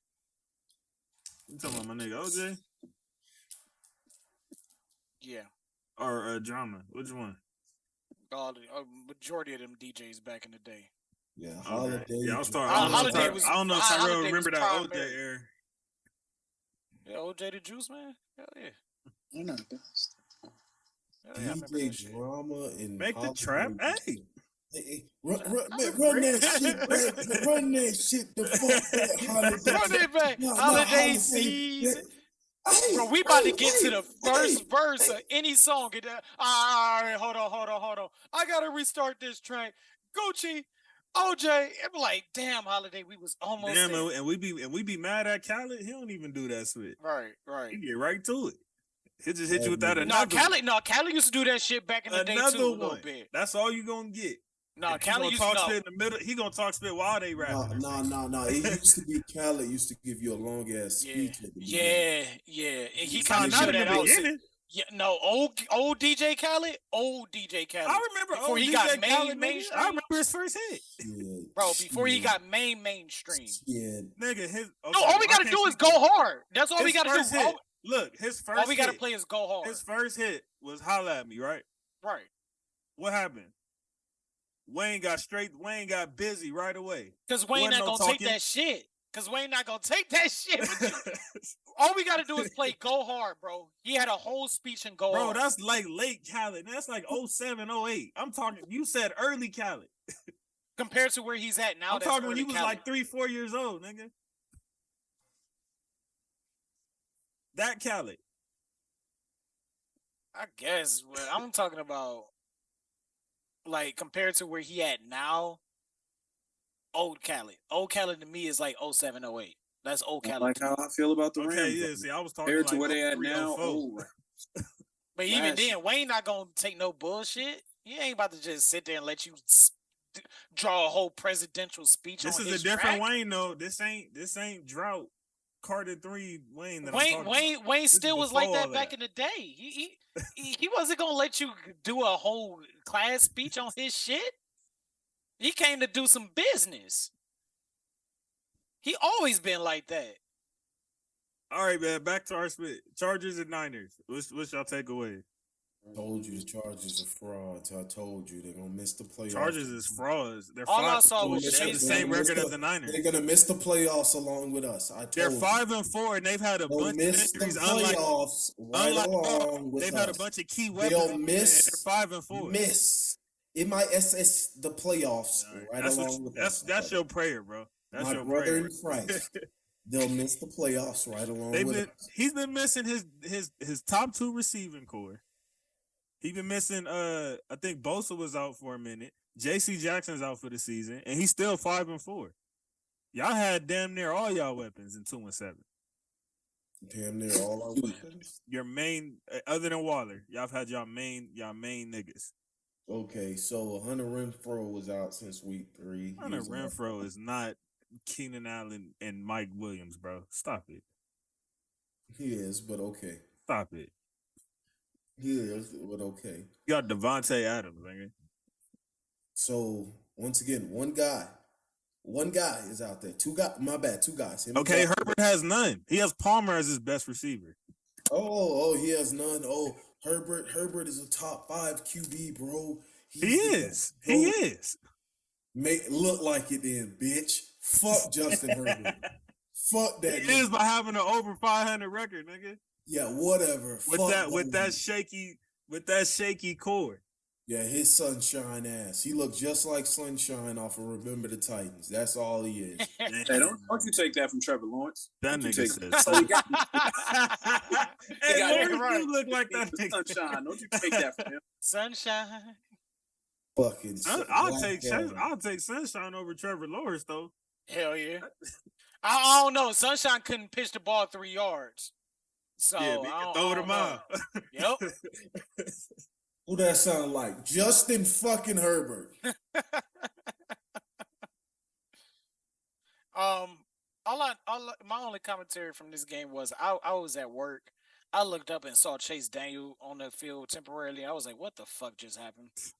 And I looked right back down and went. That's why Herbert was playing, even though he had a broken rib, because they got Chase Daniels as a backup. He can't sit out if he wants to.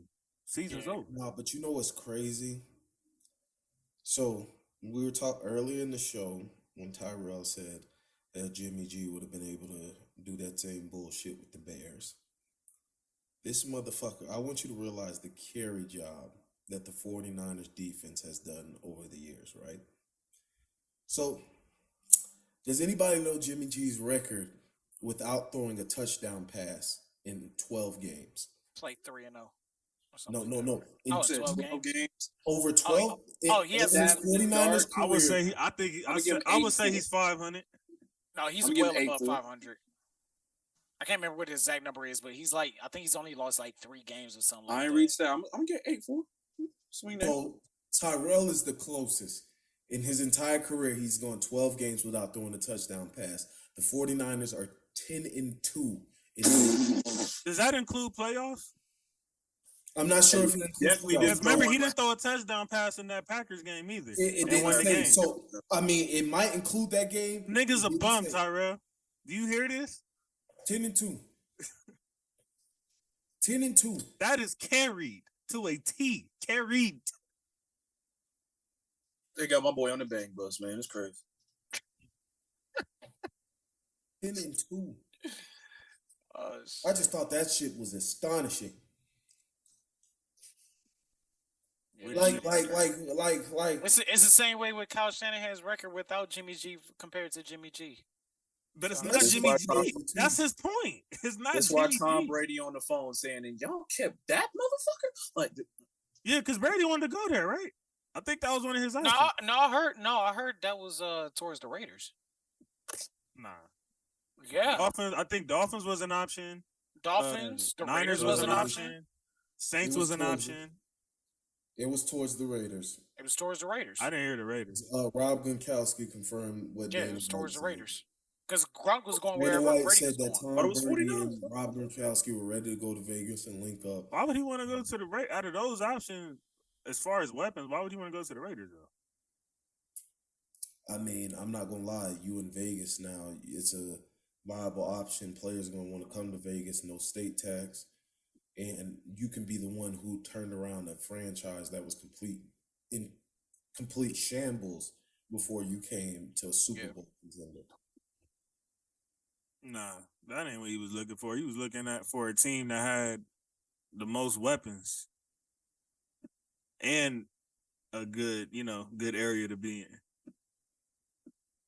What I'm saying is, okay, if Brady comes, players are gonna come. Like, oh yeah. Okay, that's what I'm saying. You got that. And I was just saying all that. But AB wasn't welcome back to the Raiders, though, so that wouldn't happen. That wouldn't happen. Fuck no. AB wouldn't have been gone. Fuck no. How'd you feel during that fiasco, by the way? Can you talk us through real time? So, at the beginning, bro, I'm like, all right, so the helmet situation, I'm just like, what the fuck is so serious, like, about the helmet and shit? Like, I'm like, bro, just put on the fucking helmet and play ball. Then with his feet, I'm like, he's tweeting and acting like he wants to be there and shit like that. And like, oh, but he's injured and shit. So I'm like, bro, we'll be straight, bro. We'll have AB. Bro, everything will be good, bro. All we gave up was like a 5th rounder for the nigga, bro. Come on, bro. Then the reports came out. He called Mike Mayock a cracker. And I'm just looking like. Did you believe it? Oh, I believed it. I believed it off top. Well, I was like, yeah. No, you're not supposed to believe that shit. At that time. We're talking real time, Tyrell. Seriously, even at that time, I thought the same thing. I was like, yeah, that's AB. Y'all was like, yeah. After last year, after what they said he was saying in the locker room and shit, after the whole situation with the Steelers, I was like, yeah, he probably said that shit. And I was like, damn, are they gonna be able to work through this shit? And then next thing I know, he said that John Gruden call. That John Gruden call in the video and shit, and I'm looking like, this motherfucker. I was like, bro, fuck AB, bro. I'm like, bro, why? Damn, before the season even started? Like, yeah, this was before the season even started, bro. I'm like, bro, you such a bitch, bro. I'm like, bro, why do this fuck shit, bro? I'm just like, I was just so pissed off, bro, because I was like, you lost, like, we finally. So when y'all cut him, how'd you feel? I was pissed off because I'm like, damn, bro, like, even though it was just like a 5th rounder that we gave up for him, like, I'm just like, bro, that was supposed to be our number 1 receiver. Like, no cap. Like, at one point, Antonio Brown was the best receiver in the league. Like, no cap on that shit. So people, I don't think anybody would disagree with that. To be honest with you, if he didn't have all these antics, bro, AB would be a Hall of Fame. Easily. No ifs, ands, and buts about it.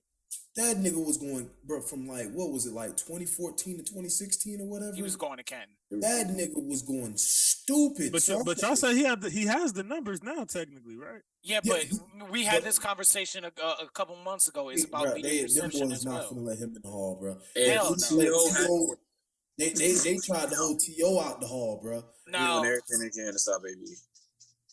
They gonna hold that nigga out the hall. Now look, I will say, if he was this color, it would have been swept under the rug. just like they do with Brett Favre. Fuck Brett Favre, by the way. I gotta say that every episode. Big facts. I'm gonna get it in there every time. Perfectly fine with me. Fuck Brett Favre. Big facts. Is there something to the Raiders getting all pro level wide receivers and things just not going well? Because I feel like Randy Hold on. They had Tim Brown and Jerry Rice at one point. Devontae Adams don't look too happy. I remember that. Rich Gannon behind him. No. At least, but like Randy Moss, like from the get go, like it was bad. He wanted to be out of the Vikings. That was his thing, but he never wanted to go to the Raiders. Like, and at the very least, like quarterback. Hold on. At the very least, like Randy Moss gave it a try, and then the motherfucker was like, "All right, bro, I can't be here, bro." He was like, "This shit not gonna work. I can't play for y'all." I respected. At least he said straight up, bro, "I can't play for y'all. Y'all need to go ahead and trade me, bro. Go ahead, figure out somebody to send me to, and I'm cool with that, bro." I'm cool, but you want to win, bro. I'm cool with that. I respect that. But what AB did, all that antics and fiasco shit, bro, doing all that, the helmet, the burning your feet, freezing the shit, like, come on, bro. Like, no. That shit was crazy. And then now y'all got Adams, and then this bit going bad. Yeah. Like, he got I didn't even think of it like that. Right. I know he's frustrated. Oh, yeah. Like to me, the whole Randy Moss getting traded on the other side. Right. The whole Randy Moss getting traded to the Patriots thing is the second biggest butterfly effect in the NFL in the last 20 years. My bad, Isaiah. Technically, it is greener on the other side. Green Bay needs more shit. Needs more shit on that side. No, but to me, that's the second biggest butterfly effect in the last 20 years of the league is Randy Moss getting traded to the Patriots. That's the biggest one. I mean, second biggest one. Because they were this close to trading Randy Moss to the Packers for Aaron Rodgers. And that was that 2007 draft. So you imagine they get Aaron Rodgers. They don't draft Jamarcus Russell. They probably draft Calvin Johnson over Jamarcus Russell. Over that shit. So can you imagine Aaron Rodgers and Calvin Johnson on the Raiders? Bro, he brings this bit up all the time. He be trying to. The only. Wait, hold on. No. I ain't gonna talk about the Raiders. I'm not talking about the Raiders. It's violent. No. Hey, we're done. Next game. Bring up Brady Quinn, Isaiah. Yeah, Brady Quinn. Johnny Manziel, Brandon Weeden, Tim Couch, Dan Lewis. Come on, next. Come on. Next topic. The other biggest butterfly effect is Andrew Luck coming out when he did. That's to me, that's the biggest one. Yeah, I'm not gonna lie, bro, because I feel like the Colts could have got them at least one Super Bowl, bro, with Andrew Luck, bro. No, because remember Andrew Luck, everybody thought Andrew Luck was gonna come out the year Cam Newton came out. And how big of a butterfly effect that would have been if Andrew Luck came out in 2011 instead of 2012? Well, I'm just more so talking about him retiring as well. Oh yeah. That Andrew Luck is gonna have two of the biggest butterfly effects across this entire league. That shit, boy. When I just remember reading the reports like when Andrew Luck retired, and they booed that nigga too. That shit crazy. But like you have to like, bro. After, but why would he wait till they built him a team to say that? Like, because he really but Andrew Luck really did try to like push his body through like another grueling season. I can understand like. If you read his injury report, like I was like, bro, yeah, I would have retired too, bro. That man was getting into a car crash every week.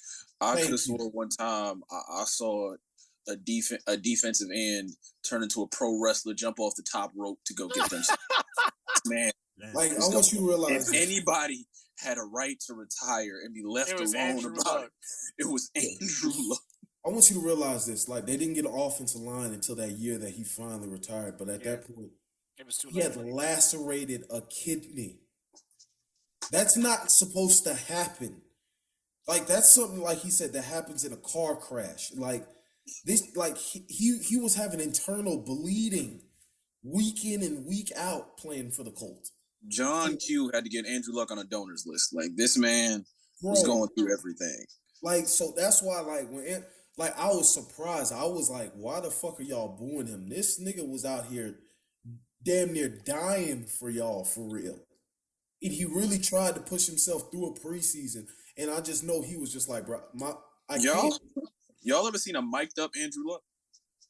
No, I haven't. Yes. Mic'd up Andrew Luck was pure comedy because this man was so polite to defensive linemen. It was as though he knew y'all was gonna fuck me up, and I wanted to make y'all just a little bit nice. Yeah, He was like, good hit, buddy. Good shot. Hey, good job, big man. Good job, big boy. Andrew Luck went through, and the reason why it resonates with me so much, I was terrified we were gonna have Saquon go out the same way. It was looking like that for a moment. I thought he was terrified we was gonna make Saquon the running back Andrew Luck. I think this year might have been like his year. Like, okay, like this one is enough. Now or never. Yeah. Because if he would have got hurt like that again, it would have been a wrap.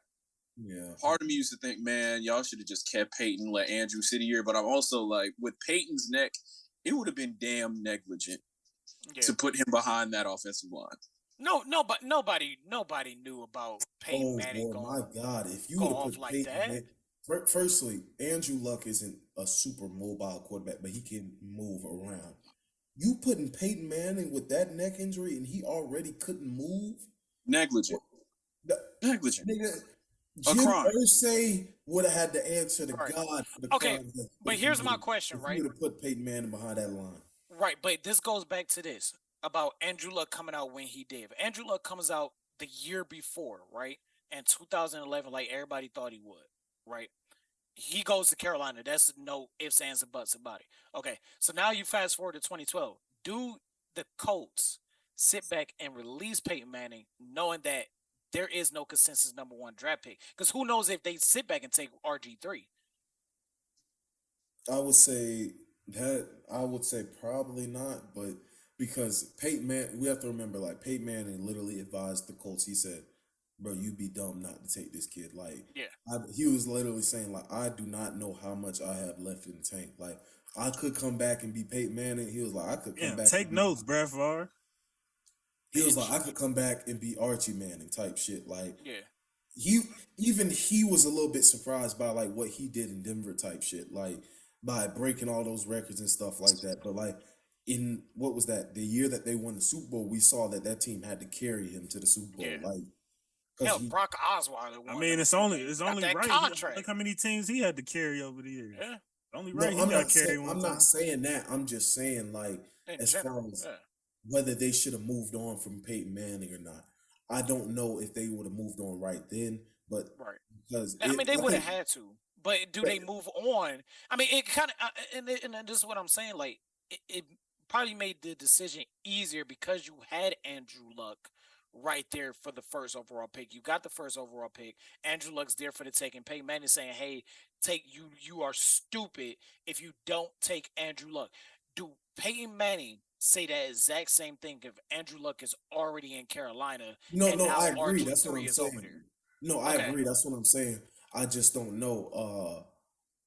Like, if he would have survived behind that. Yeah, and exactly. Who knows if Peyton Manning does 55 touchdowns? God. With the Broncos, like, at least they had an O-line still and shit like that. Like, they were still a decently built team. You know, that team was built to where what we thought what the Broncos did with Peyton 10 years ago is what they tried to redo with Russell Wilson, in a sense of, we got this team built, now we just need a quarterback.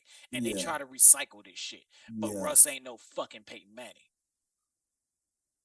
But I'm not going to lie. I didn't think Russ would drop off like this. I'm not going to lie to you.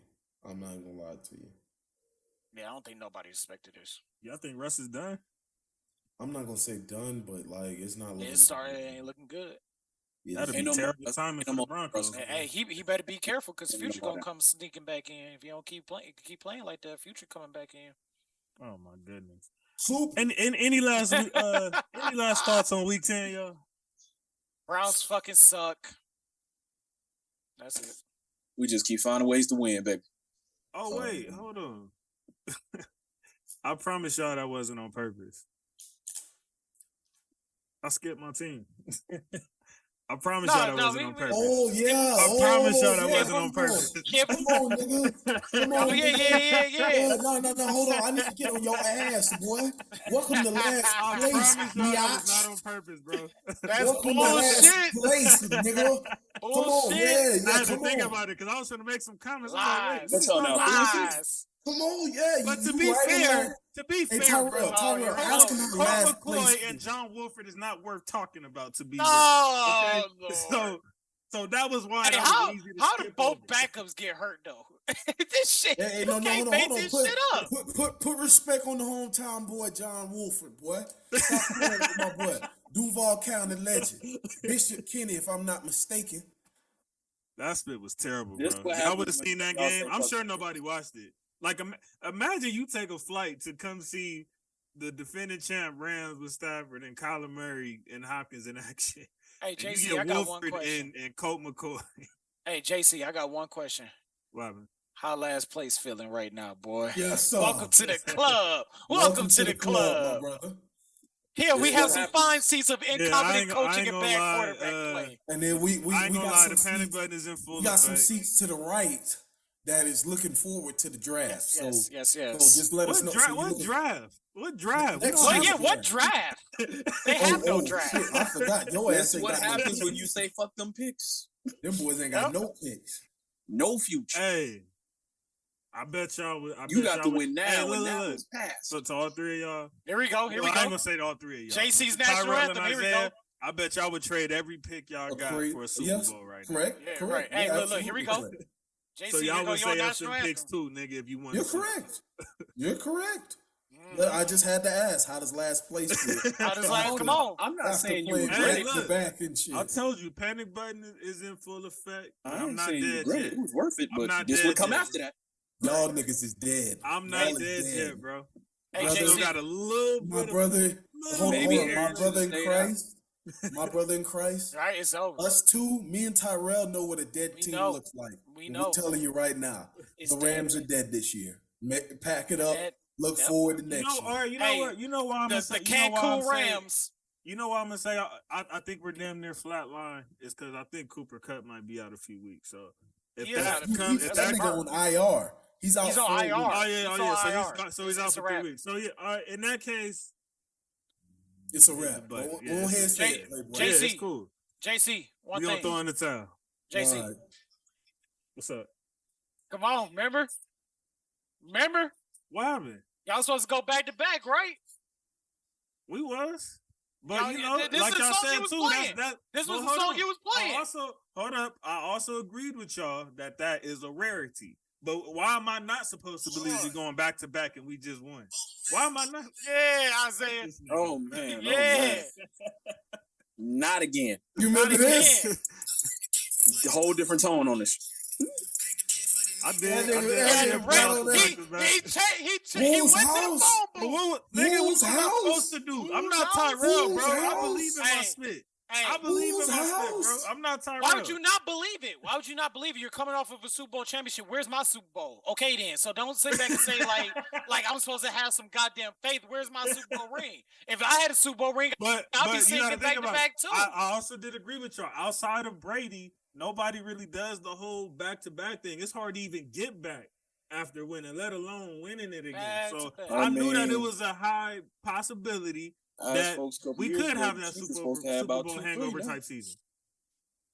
It happens, bro. You go to the Super Bowl, unless you Mahomes or Brady, you're probably not going right back. That's just how it goes. And we just happen to have a lot of stuff go wrong. Season Oh man, from not hell. again. You know, Whatever, nigga. we gotta figure out. We're gonna figure it out this summer Aaron and get back to it.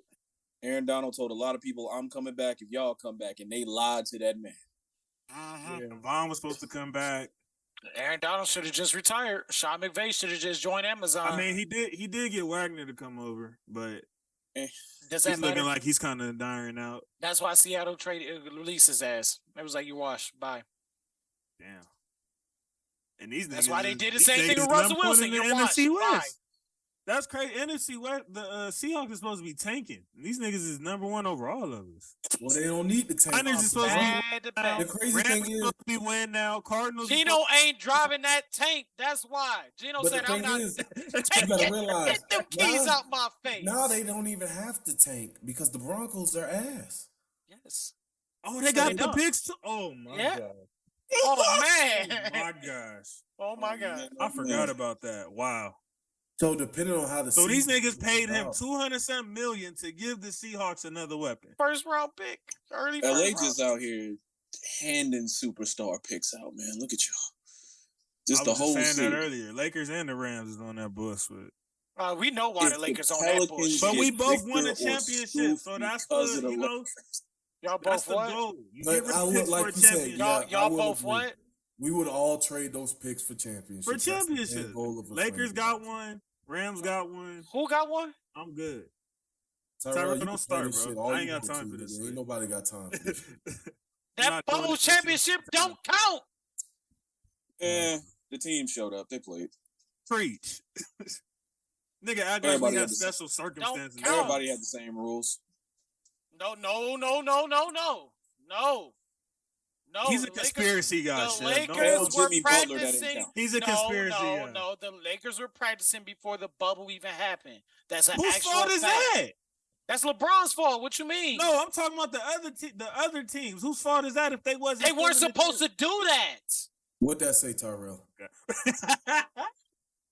What'd that say? Who won the NBA 2020 championship? Let's say who won the AAU NBA tournament? Who won the NBA AAU tournament? So until that shit it don't say who won the stimulus package in 2016. No. It's 2016. It's a championship. My brother in Christ. Until that shit changes, they won a championship. You know what? I am so sad that this is what the Lakers fans have resorted to a fake ass championship. Bro, you got a stimulus package that you shouldn't even. Don't you shit on my damn Adam championship. Silver. No. This nigga Draymond Green. Did Dan Gilbert send Adam Silver his ring? JC, fuck that. What the fuck is he talking about? Like we don't have what 16 of them outside. Other banners sitting up there. What the fuck? That's why. See, y'all don't see. This is what this is the problem. That's the first thing I said. No. Hey, Chad. These motherfuckers don't understand that I respect. 5 of them bitches. Hold on. I done seen 5 of them. These two dudes do not understand that I respect their Lakers organization so much that they have to resort to a bubble bullshit championship. And y'all was so desperate. And y'all was so desperate that y'all. We're Cleveland. We're supposed to be desperate. We're Cleveland. We are Cleveland. We are supposed to be desperate. You guys are the fucking Lakers. You guys should be at higher standard than the bullshit y'all been getting for the last 5 years. That's what y'all don't understand. That's what y'all don't understand. I respect your organization too much to sit there and let y'all root for this bullshit that y'all been going through. Y'all saw Jimmy Butler half dead and go tell him that ring wasn't real. Man, for real. I'll tell him the same damn thing if he lost. That's my thing. Hey, Chef, that's my thing though. And he was only half dead because of Rachel Nichols. I would hear niggas out if they use the injury argument more so than the circumstances. You feel me? Miami was beat up. It was a whole offseason. It was a whole offseason. We was number one in offense and defense before the pandemic, bro. What part of that are you missing? I just want you to realize them niggas was undefeated whenever they had a lead in the fourth quarter. Any type of lead going into the fourth quarter. It could have been 1 point, 2 point, 20 points. They won every fucking game whenever they led in the fourth quarter. They were the best defensive team in the league. They had just beat the Bucks and who else was it? The Clippers as well. You see why Clippers and the Bucks in the same weekend. 2 of the best teams the weekend before the league got shut down. Those was the favorites. They had the number one. They had the number one seed. Was the favorites in the way. They had the best record in the league, and I'm supposed to believe. Oh yeah, there's no way. The bubble. I would. It would make more sense if we was like a 7 or 8 seed or something, or a play-in team, and then we, you know what I'm saying, and then that happened. That would make more sense. Nigga, TJ Warren is bubble activity, nigga. You that's got bubble activity. Jamal Murray is bubble activity, nigga. So please tell me why niggas who was in the bubble. No, please tell me why niggas who was in the bubble, who was actually on the floor playing on the court with these niggas. They all said it was hard. They all said it was hard. But I'm supposed to believe some niggas. Y'all niggas who ain't even in the nigga who got a stimulus package. Man, get out. Supposed to believe in what that nigga talking about. 2020 NBA champs, nigga. 2020 NBA champs, nigga. As much as I fucking love and respect the Lakers organization, it's a damn shame y'all got to resort to a bubble championship. You don't have to no more. I respect your organization. I respect your organization too goddamn much to sit there and let y'all what were they supposed to do? 17 of them, bro. We're going to leave it like that. 17 when the league decided we were going to carry out the playoffs, what were they supposed to do? Just not play? Just hey, didn't play. If the Lakers would have won, I don't think niggas would be talking that bubble championship. They wouldn't have. Because it was the Lakers that won. They wouldn't. Niggas wouldn't be talking that spit. If LeBron would have lost, they would be 3-7. 3-7. You wouldn't have heard the end of that. He's 3.5 and 6. It would have counted then, right? He's 3.5 and 6. I don't even F LeBron like that. But that's really what it is. It's these Bron haters wanted to say 3-7 and they mad that they can't. It's 3.5 and 6, bro. He's 3.5 and 6. All right, I give him that little half. Give him that little half AAU tournament championship. 3.5 and 6. What? He start boxing? That's a boxing. 3.5. 3.5. He's 3.5. That half is that AAU tournament. It's that AAU tournament. He's 3.5 and 6. No, 3.5. What did he do 9 times? Like, will we 3 or 10 times? Because the half. What are we doing? He need to take away that one he got with him too. Then where does that go? Take away another half. Don't take away that shit. Take away another half. That's a real championship, baby. Take another half. That real environment, real championship. Oh, y'all, that's a real championship. MVP of Cleveland. Nah, that's a real. Hey, 26 Finals MVP. How many games did Draymond Green play after Game 5? Bro, how many games did Draymond Green play y'all got the rim protector hurt. 2. He played 2. Y'all niggas was scared to go in that paint before Bogey got hurt. He played Game 6 and 7. Niggas dropping 40. He played Game 6 and 7. Bodie that night. No, he was suspended for Game 5. Bogey went out. He played 6 and 7. In Game 6, he scored 6 points. In Game 7, he scored 32. That's why everybody want to bitch about Stick because Draymond Green got injured. But any other time, Draymond Green not that motherfucking nigga. Any other time, Draymond Green is a triple single nigga. So Draymond wasn't the best defender on that team? When it comes to the 2016 Draymond wasn't the best defender on that team by far? How many games did he play after that suspension, JC? Okay, but it don't matter. He shouldn't even been out that Draymond wasn't even the only. Y'all had no answer for them. Y'all had no answer for them. Was out. And then it took Bogut getting hurt. And all of a sudden, niggas is dropping 40 every night. Niggas, stop playing. That's what happened. But y'all act like because Draymond Green got suspended in Game 5, we were supposed to win the championship. So Draymond Green was that much of a factor for Game 5. So you gonna keep ignoring that the rim protector got hurt? You gonna keep ignoring that the rim protector got hurt? We could go back and strike the tape. I've always acknowledged that shit. Oh, all right. Just like I've always stayed consistent with y'all championship, and in 2020 was a fraud. It's at 3.5. I've stayed consistent through all this shit. Take both of them away then. That's all I'm saying. You gonna take I've stayed consistent through all this shit. Take both of them, I won't say nothing else. And where the Lakers organization been at since that bullshit ass bubble ring? Where they been at? In the fucking toilet. Y'all ought to be ashamed that y'all gotta be happy that y'all make the playoffs. Don't do that. Cleveland is supposed. No, hold on. Cleveland is supposed to be happy. No, Cleveland is supposed to be happy. Cleveland is supposed to. No, hold on, JC. I ain't even gonna do you like that. Cleveland is supposed to be happy. I ain't even gonna do you like that, bro. JC, is Cleveland? Is places like Cleveland, Utah, sports versus hell, even in the Clippers, Cleveland sports versus LA sports. What are you talking about? This is exactly what I'm saying, bro. Because you're not understanding that the respect I got for the Los Angeles Lakers. You don't understand the respect I got for the organization. That's why it pisses me off. That y'all happy that y'all barely made the playoffs. Who's happy, nigga? We're acknowledging the championship. Hold on. That y'all won some bullshit. 17 in the fence, nigga. JC, I got this. Who gives a shit? We don't care. You guys are the fucking Lakers. You think we fucking care? You guys are the fucking Lakers. That's your upset? We don't care. You guys are the fucking Lakers. We got the championship. We got the ring. We got the trophy. Right. We don't care. That's why y'all better than that bullshit ass bubble. Everything y'all got the history. It's rich.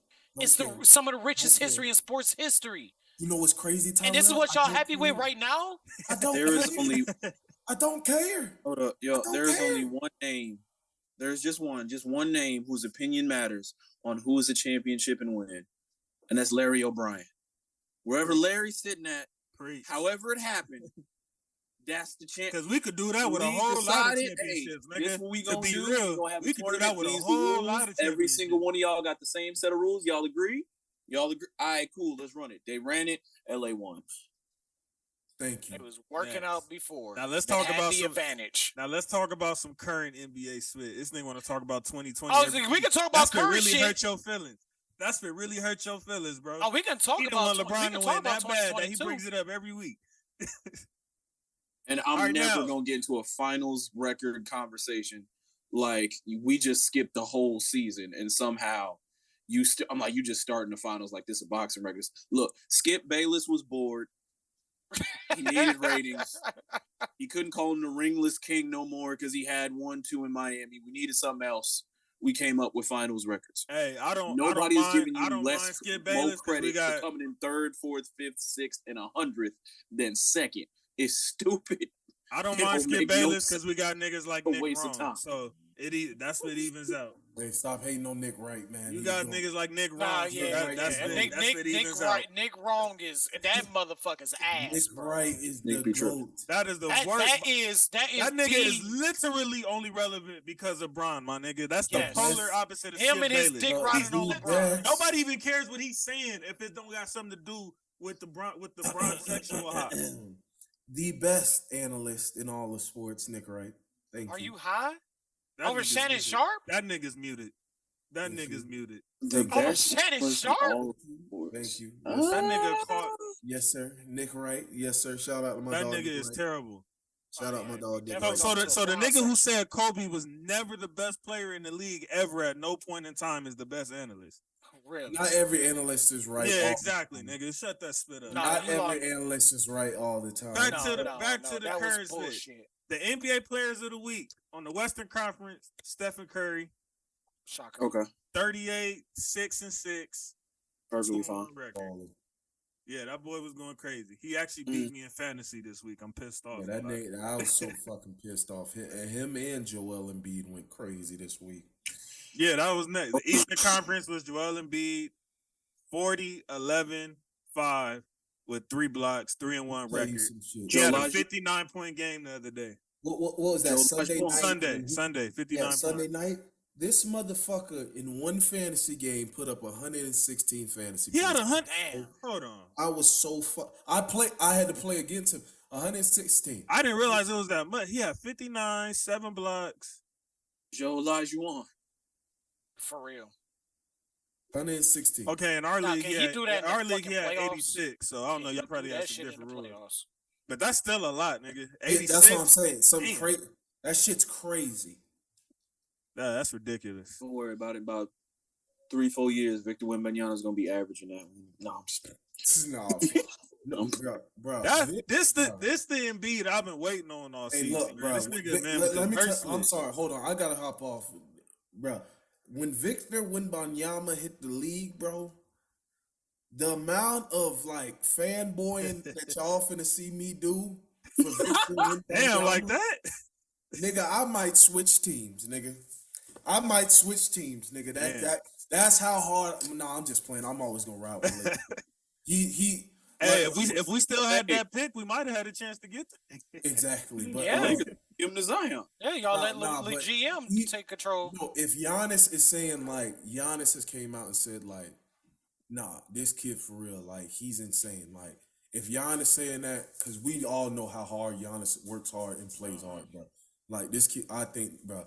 As long as he stay healthy. Hey, I believe it when I see it, nigga. I wait till niggas step on that hardwood first. What are you talking about? I wait till niggas step on that hardwood. Did you not see what he did this NBA game? Did you not see real regular season NBA game, nigga? Did you see and then what he we did talking. Scoot Henderson and them? I said a real regular season game. I said a real regular season game. I did the same thing. Scoot did get back. That's but what I'm saying. I did the same split to Luka, nigga. I said I don't care nothing y'all talking about. You see what I'm saying though? Scoot Henderson is the best American prospect right now, correct? Oh, clearly. Okay then. And Victor Wembanyama looked better than him. Nigga, so was Sebastian Telfair, nigga. Like I said, when we get between them 4 lines, I don't know why y'all believe in Sebastian that much. Right. He played one 5 overtime game against UConn, and then all of a sudden he was the best point guard in the nation. Fuck out of here. Yeah, y'all was smoking dick on that one. I remember that. Fuck out of here. Hey, remember when they said that nigga is the basketball Sam Darnold. Oh Lord, no, Jimmer Fredette is the basketball Sam Darnold. That's who that is. Fredette, that nigga, I don't know what happened to that nigga. That nigga had a sniper. No, he is. I heard he is balling. I heard he was balling out in China for a little. Man, he's balling. That nigga was averaging like 40. It's not even a talent problem. They were like, it's not even a talent problem for Jimmy Fredette. With Jimmy Fredette, it was like when he came in the league, like type shit, like he was a locker room problem, and he didn't want to earn his NBA stripes, if you will, type shit. Like, Well, the way they hyped up Fredette is what Curry is now. This is what. Mm-hmm. This was when hold up, because they low key, even though he's had a better career than Fredette, they did the same split with JJ Redick. They did the same. Yeah, they split. did hype up JJ. Yeah. So, but JJ Redick was JJ had a solid career. Don't get me wrong, he had a good career, but Buddy Hield, Jimmer Fredette, JJ was supposed to be like that guy. But at the same time, though, Jimmer Fredette was he at that time he was shooting deeper than Steph was at that time. Yeah. Steph was shooting from deep. Steph was obviously more efficient and a better shooter, but it was just crazy. Like that nigga, like what Steph does now. That's what it felt like. Steph. I remember another nigga they was pumping up was Trey Burke. Oh, I remember that. Michigan. Oh wait, this we doing overhyped drafted point guards. Johnny Flynn, I choose you. Oh, gosh. Oh, that's even worse. Minnesota. You couldn't tell me that Johnny Flynn was not finna be the truth, boy. You could not tell me that nigga was not. Minnesota drafted 2 point guards over Steph. Johnny Flynn. They didn't just draft anything. They drafted 2 point guards over that nigga. Like, literally. But who's to say that Steph would have developed into what he was? And if Golden State didn't take Steph, the Knicks said they was finna grab him. Sorry, yep. Chef. And we ain't never forget. Never have. Never have. Because mind your business. That's why. That's all you had to do. Just mind your business. That was our point guard. We was gonna let him shoot for whatever he liked. And I know niggas wish Steph would have left that news alone. Like he was told that the Knicks was finna grab him. We weren't. But the lottery's rigged, so we'll never get what we need. Lottery's rigged. Yeah, we know because y'all rigged it, nigga. We ain't forgot about 85. Wait. We ain't forgot about 85. Don't bring up rigged drafts, nigga. That Patrick Ewing shit was definitely Don't bring up rigged drafts, nigga. Hold on. If we want to talk about, all right, here's how the lottery actually rigged. You should have set this one out. Here we go. Now he trying to make an excuse because he got caught in this lie. Envelopes and Patrick Ewing. All right, cool. But we're going to talk about some facts. There is a fact that the New York Knicks have never, in any draft this century, gotten a higher pick than projected. Only lower, rarely equal. Let's also talk about how the Knicks are our top three in revenue, despite sucking. Because the league realized it does not matter if the Knicks are good. We're still going to draw revenue. You know who's not? The New Orleans Pelicans. They were so bad, they was about to close. The league had to take control of that team. Anthony Davis gets traded, and who gets the number one pick immediately? No, I'm gonna tell you why that happened. Zion. So for one, how did they get Anthony Davis in the first place? Because when Chris Paul left, you supposed to go they where? immediately win the lottery. Where you lose your star. Okay, I'll give you that. Win the lottery I'll give you 2 that. times. But Silver was tired of the niggas tanking on purpose. Loses LeBron. They win 3 out of 4 lotteries. Yeah. Now hold on. No. I forgot about that. That first one. Yeah, you shouldn't be talking right now either. I forgot about that. That first one. You shouldn't be talking either, nigga. That first Y'all one niggas was had not a 9% chance to get the number 1 pick and got it. That first one was not ours. Yeah, you stay quiet, nigga. No, that first one wasn't ours. The Kyrie one was not our original pick. That was originally the Clippers. That was the Clippers. Technically, the Clippers won that lottery. So that first one, where I don't know how the fuck we won that. When did y'all acquire the pick? Shut that split up. When did y'all acquire the pick? In the middle of the season, nigga. The league was already aware before the draft, before the lottery. Yeah, we got it 2010. It is a cycle with the 2011 because they felt sorry for y'all. They gave y'all Kyrie. Yeah, then we drafted Chris Paul gets traded to LA. They immediately win the lottery. They felt sorry for the Clippers. Anthony Davis goes and then they gave you another one. Immediately win the lottery for Zion Williamson. Cleveland loses LeBron James, Kyrie Irving, Andrew Wiggins, Anthony Bennett. Y'all didn't get Zion because they knew y'all was tanking on purpose, and Silver was tired of that split. Okay, he rigged it in a different way. He didn't rig it. Nah. The Knicks are too high value. And he to was get the mad. number one He was pick. mad that Rich Doesn't matter if we're good. He was mad at Rich Paul. He was mad at LeBron. He was mad at Anthony Davis. I'm not gonna lie. Trying to manipulate the league. So he made sure that he took care of the Pelicans. Like, okay, we're gonna give you the Lakers AD, but we're gonna give these niggas the number one pick to make sure they take it care of too. Knicks been tanking on purpose for years. We ain't giving him spit. James Dolan is a terrible owner. We not rewarding that nigga with spit. So that's why that happened. I don't believe that at all. I don't think Silver got the balls to rig anything. He ain't even got the balls. I think he rigged it in a different way. He rigged it to where we're gonna take care of the Pelicans. We're gonna give the Lakers what they manipulated the league to do with this Rich Paul spit. And the Knicks, we sick of y'all spit. Y'all suck every year on purpose trying to get these picks. You thought y'all was gonna get Zion. We were never trying to get picks. We were never trying to get picks. We were trying to get cap space. That's what we tried to do. They just sucked at doing it. They just sucked at doing it. We were trying to buy stars. Y'all were trying to use that Zion pick in order to get those stars, though. That was the plan. No. Y'all didn't take Zion. Y'all was gonna use that. We was gonna keep Zion. Try to get KD. They was gonna keep Zion. Now's the joy of my world. He's in Zion. We wasn't gonna do nothing else. Zion was staying. I wanted LaMelo next year too. Lobs. But no, we always get one pick behind what we actually need. LaMelo and Zion is nasty. But I like Lonzo and Zion. I don't even know why they broke that up. I think that was a money issue.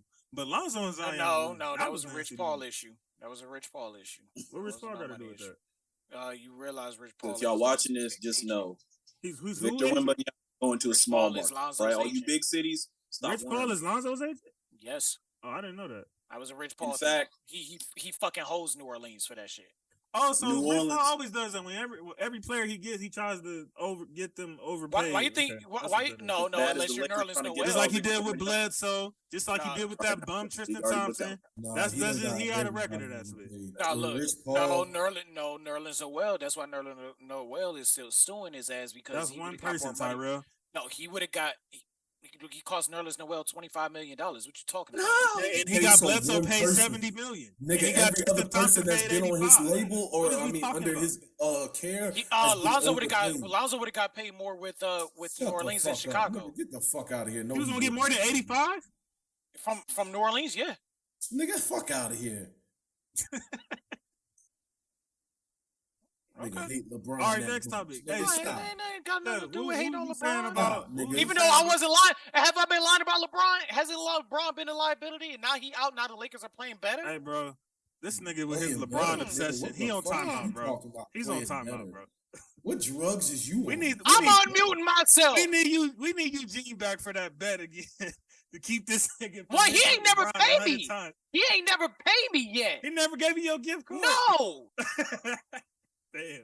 So the man owed me money to begin with. And I'll do double or nothing easily. I'll win it again. Yeah, what was you saying about Edwards, bro? Ant-Man? Oh. Yeah, you tried to blame the clogging of the lane of why his work Ant-Man. Isaiah just mentioned to me how this nigga been eating on Popeyes and spit right after the game. Spit. The work ethic. Anthony Edwards is supposed to be doing what Donovan Mitchell is doing right now. Let that boy get fried chicken if he want fries. We gonna act like Donovan. Yo, shout out to Donovan Mitchell, first of all. You know what I'm saying? Elementary school fan. Yes, Tyrell. Shout out Donovan Mitchell. Shout out Donovan Mitchell, Tyrell. I said I was slightly skeptical of the trade. I was proving wrong. No. Shout out Donovan Mitchell. He got y'all boys looking like instant contenders now. He was the missing piece. But go ahead, Chef. Okay, first of all, we're going to talk about a few things. Donovan Mitchell is 26. That man's prime is right now. Mm-hmm. Right now. And Edwards, 21, 2? What did Luka and Trae Young do on they How many Lukas existed this whole century? Like, how many times? I said Trae Young as well. How many Trae Youngs did you get this whole century? Edwards is supposed to be that. Trae Young's some mid. Trae Young is we saw that playoff performance and no defense. But I love Trae Young, so we ain't gonna disrespect. We saw that playoff performance. And Edwards thrives on getting to the basket. Chev remembers that Knicks series out there. You don't, all right? And Edwards gets to the basket and finishes at the rim. What did y'all do? Y'all went out because you realized, hey, we got the resources to go get a star.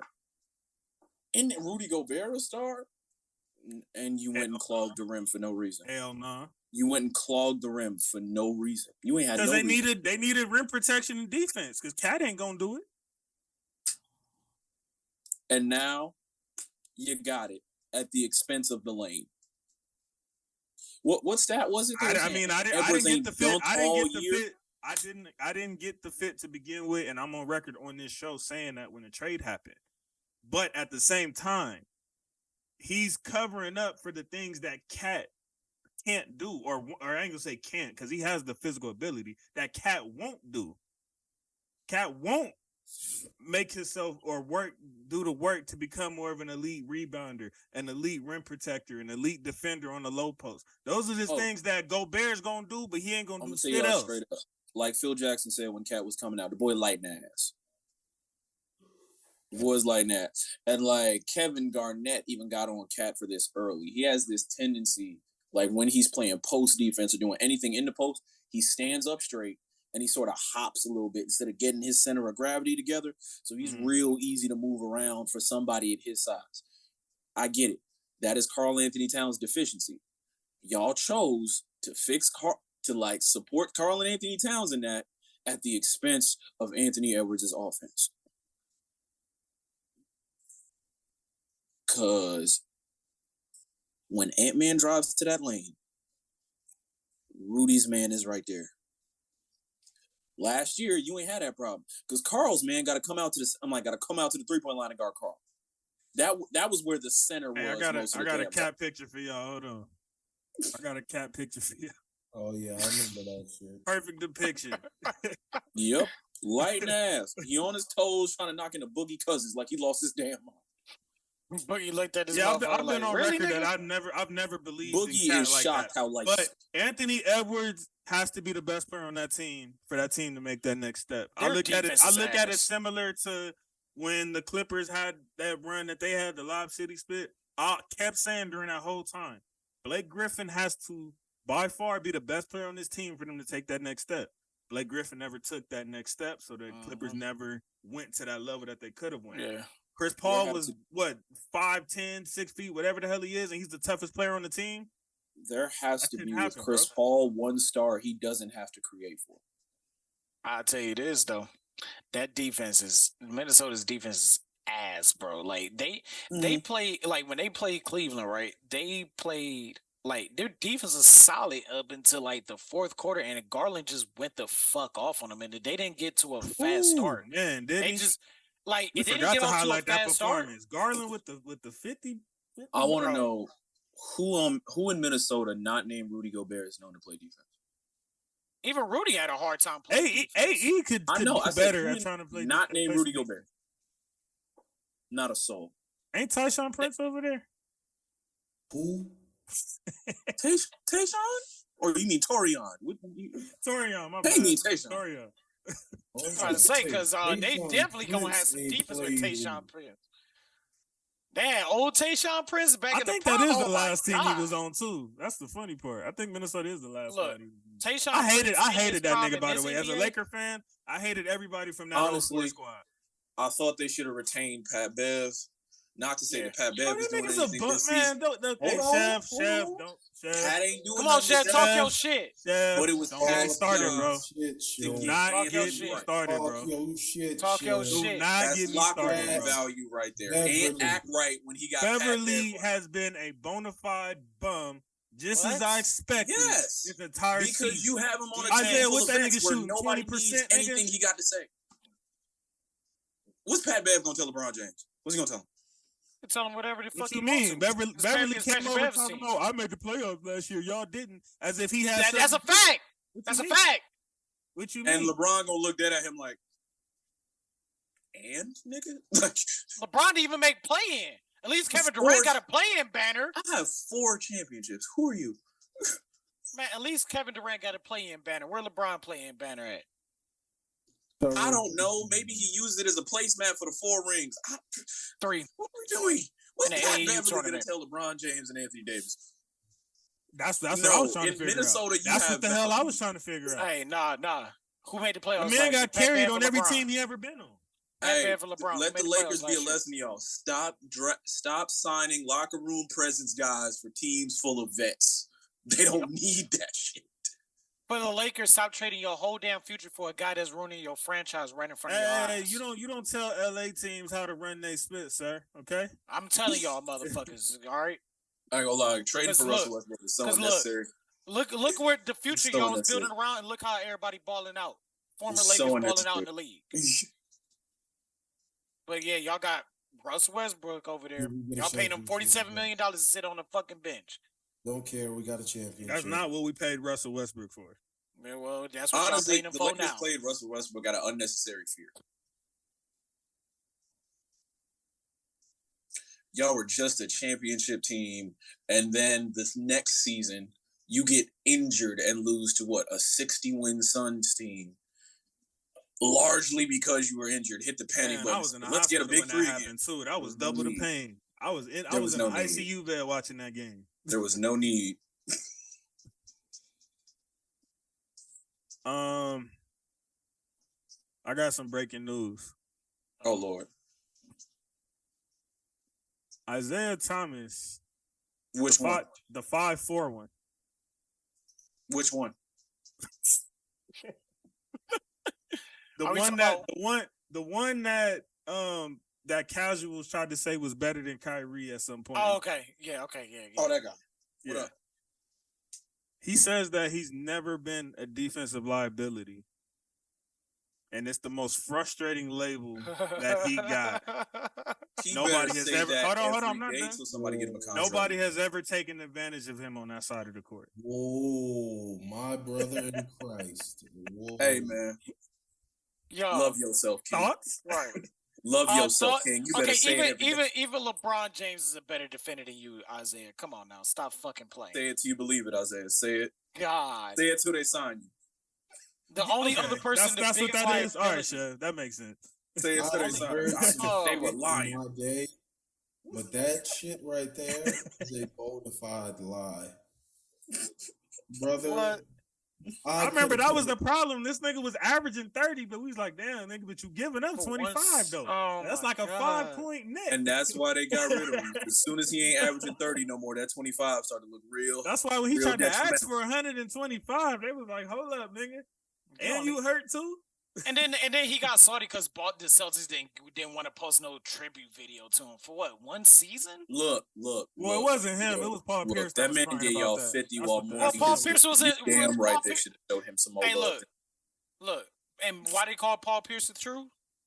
Because he was telling the fucking truth. No. That's not what happened. I think what happened was, I think Max Kellerman said it perfectly. The universe has its way of showing you who you really are when it comes to the basketball universe. Could y'all imagine Kobe having this type of problem where he don't want somebody's tribute shown on his night, or Michael Jordan, or why should they show Kareem, somebody else? Bill Russell, any of these guys? Can y'all imagine something like that happening? So the universe has its way of showing you, like, yeah, nigga, you're not that. It wouldn't even be a discussion of if somebody else's tribute is being played on your retirement night. The fact that you have to cry about it shows. Right, but why would the Celtics play a tribute video? But why would they not that? You thought you was Kobe. Why would they show a tribute video in the first place for some guy who only played a year with them and did nothing? They felt bad because his sister had just passed away. He went out and played and gave his, you know what I'm saying? So it was more of a sentimental thing. My dog went out and gave y'all 50 while morning. Right. Exactly, and gave him. I ain't saying they got to even though I'm firm, but I don't want to hear any Isaiah Thomas disrespect coming out of Boston. Hold on. But I am firm on, if Rondo never gets hurt in that first round that year, Boston was finna get swept. That was finna be one of the biggest upsets of somebody who's supposed to be a contender. Yeah. Before Rondo got hurt, them niggas was on their way to sweeping them niggas. Yeah. So it wouldn't even got to that point for a 50-point game in the first. Ain't no cap on that. Ain't no cap. Niggas die every day, B. You tough, right? Niggas get hurt every game, B. All right, Last thing, Wiseman got sent to the G League. Is it time to start talking about bust territory? Oh yeah, that's bust, bro. Oh yeah, it's time. That shit is a bust. And you know why Wiseman has to get so much credit for being a bust?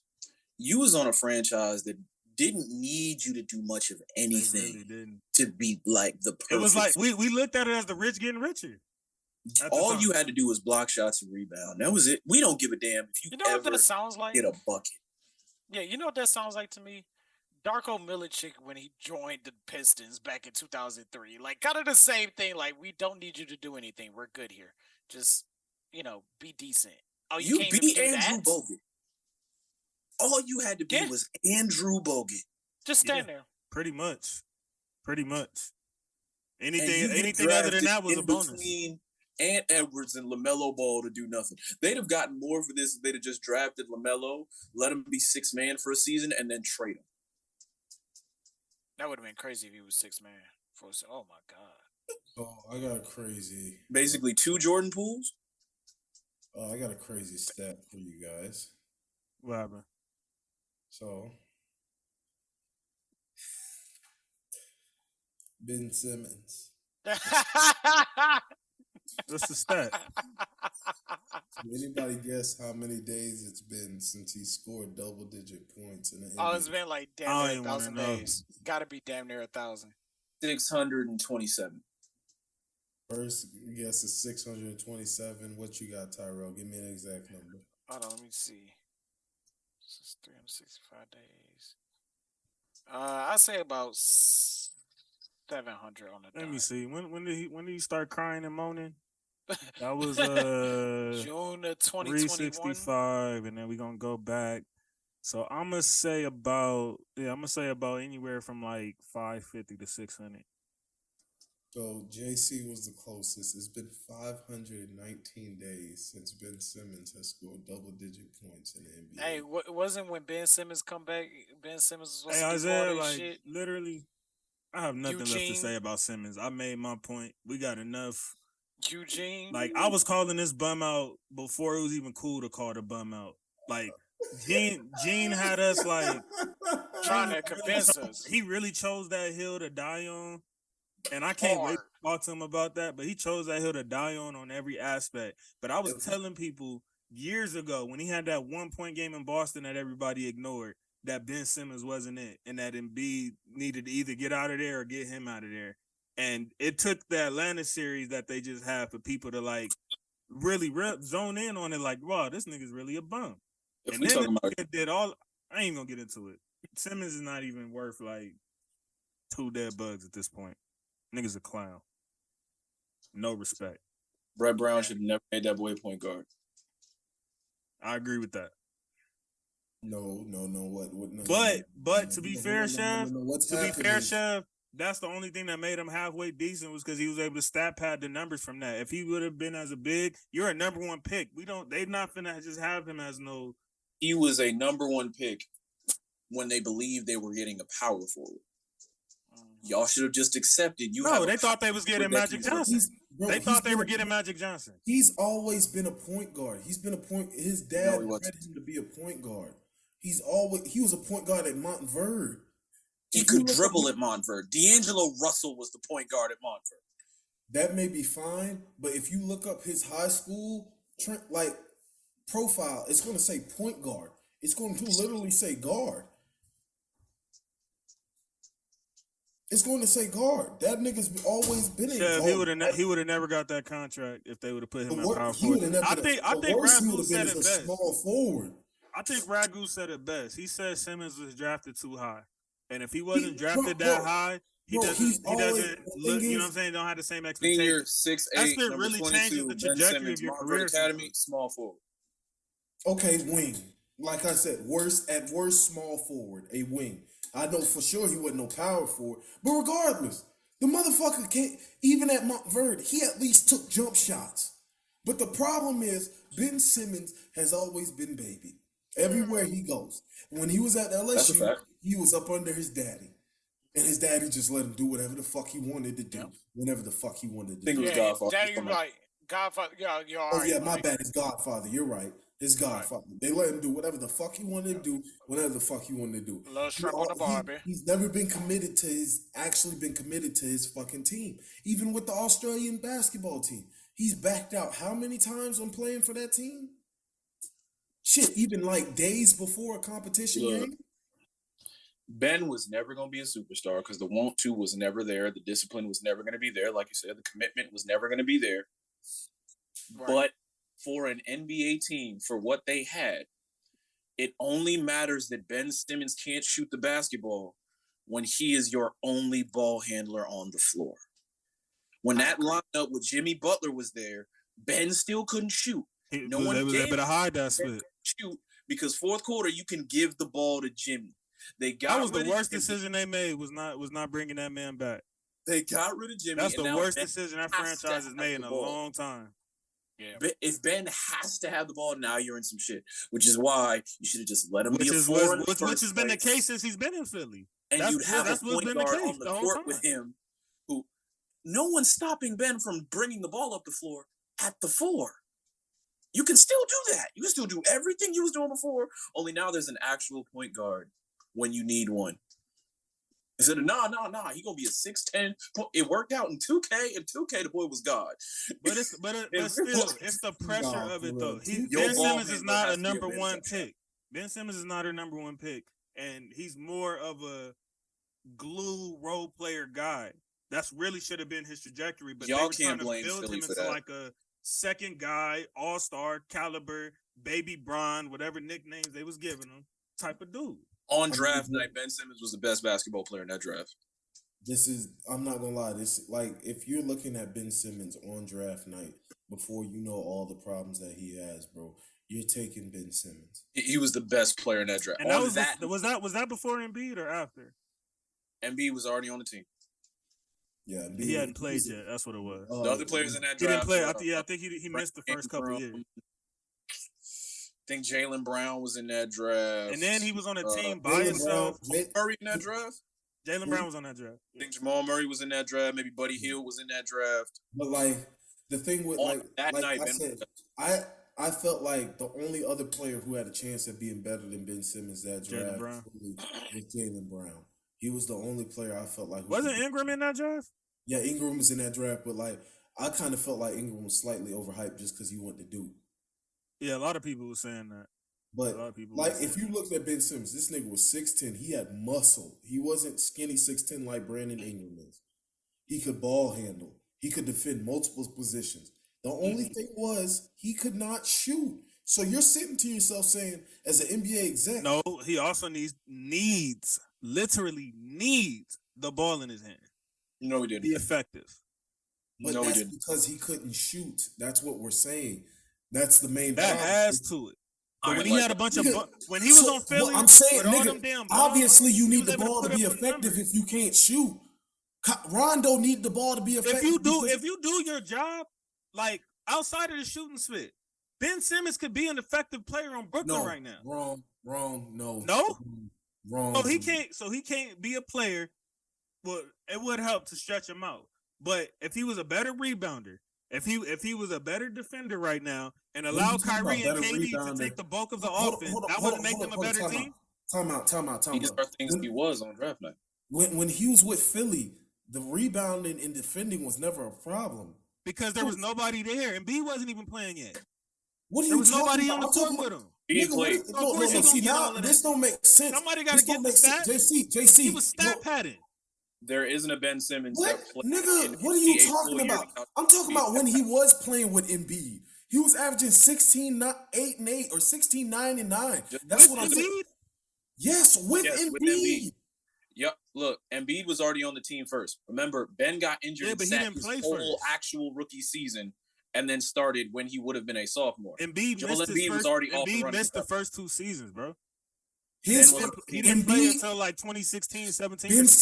Ben Simmons got drafted in 2016. Embiid got drafted in 2014. Mm-hmm. So him playing the first. Okay, he did play that. Yeah. That's what I'm saying. Remember, Embiid had set out a year before he started playing. Defense and rebounding was never his problem. He needs the ball in his hands because he cannot shoot. He can't shoot, so he has to facilitate. He has to drive to the cup. Isaiah, you gonna ignore the fact that sometimes he's just not aggressive enough? It ain't just about the shooting. The nigga ain't aggressive. At least he's a great finisher. He actually went to the hole. We're talking about on draft night. You keep talking about problems that you know now. We're talking about draft night. Draft night. Draft night, you saying niggas knew he couldn't shoot.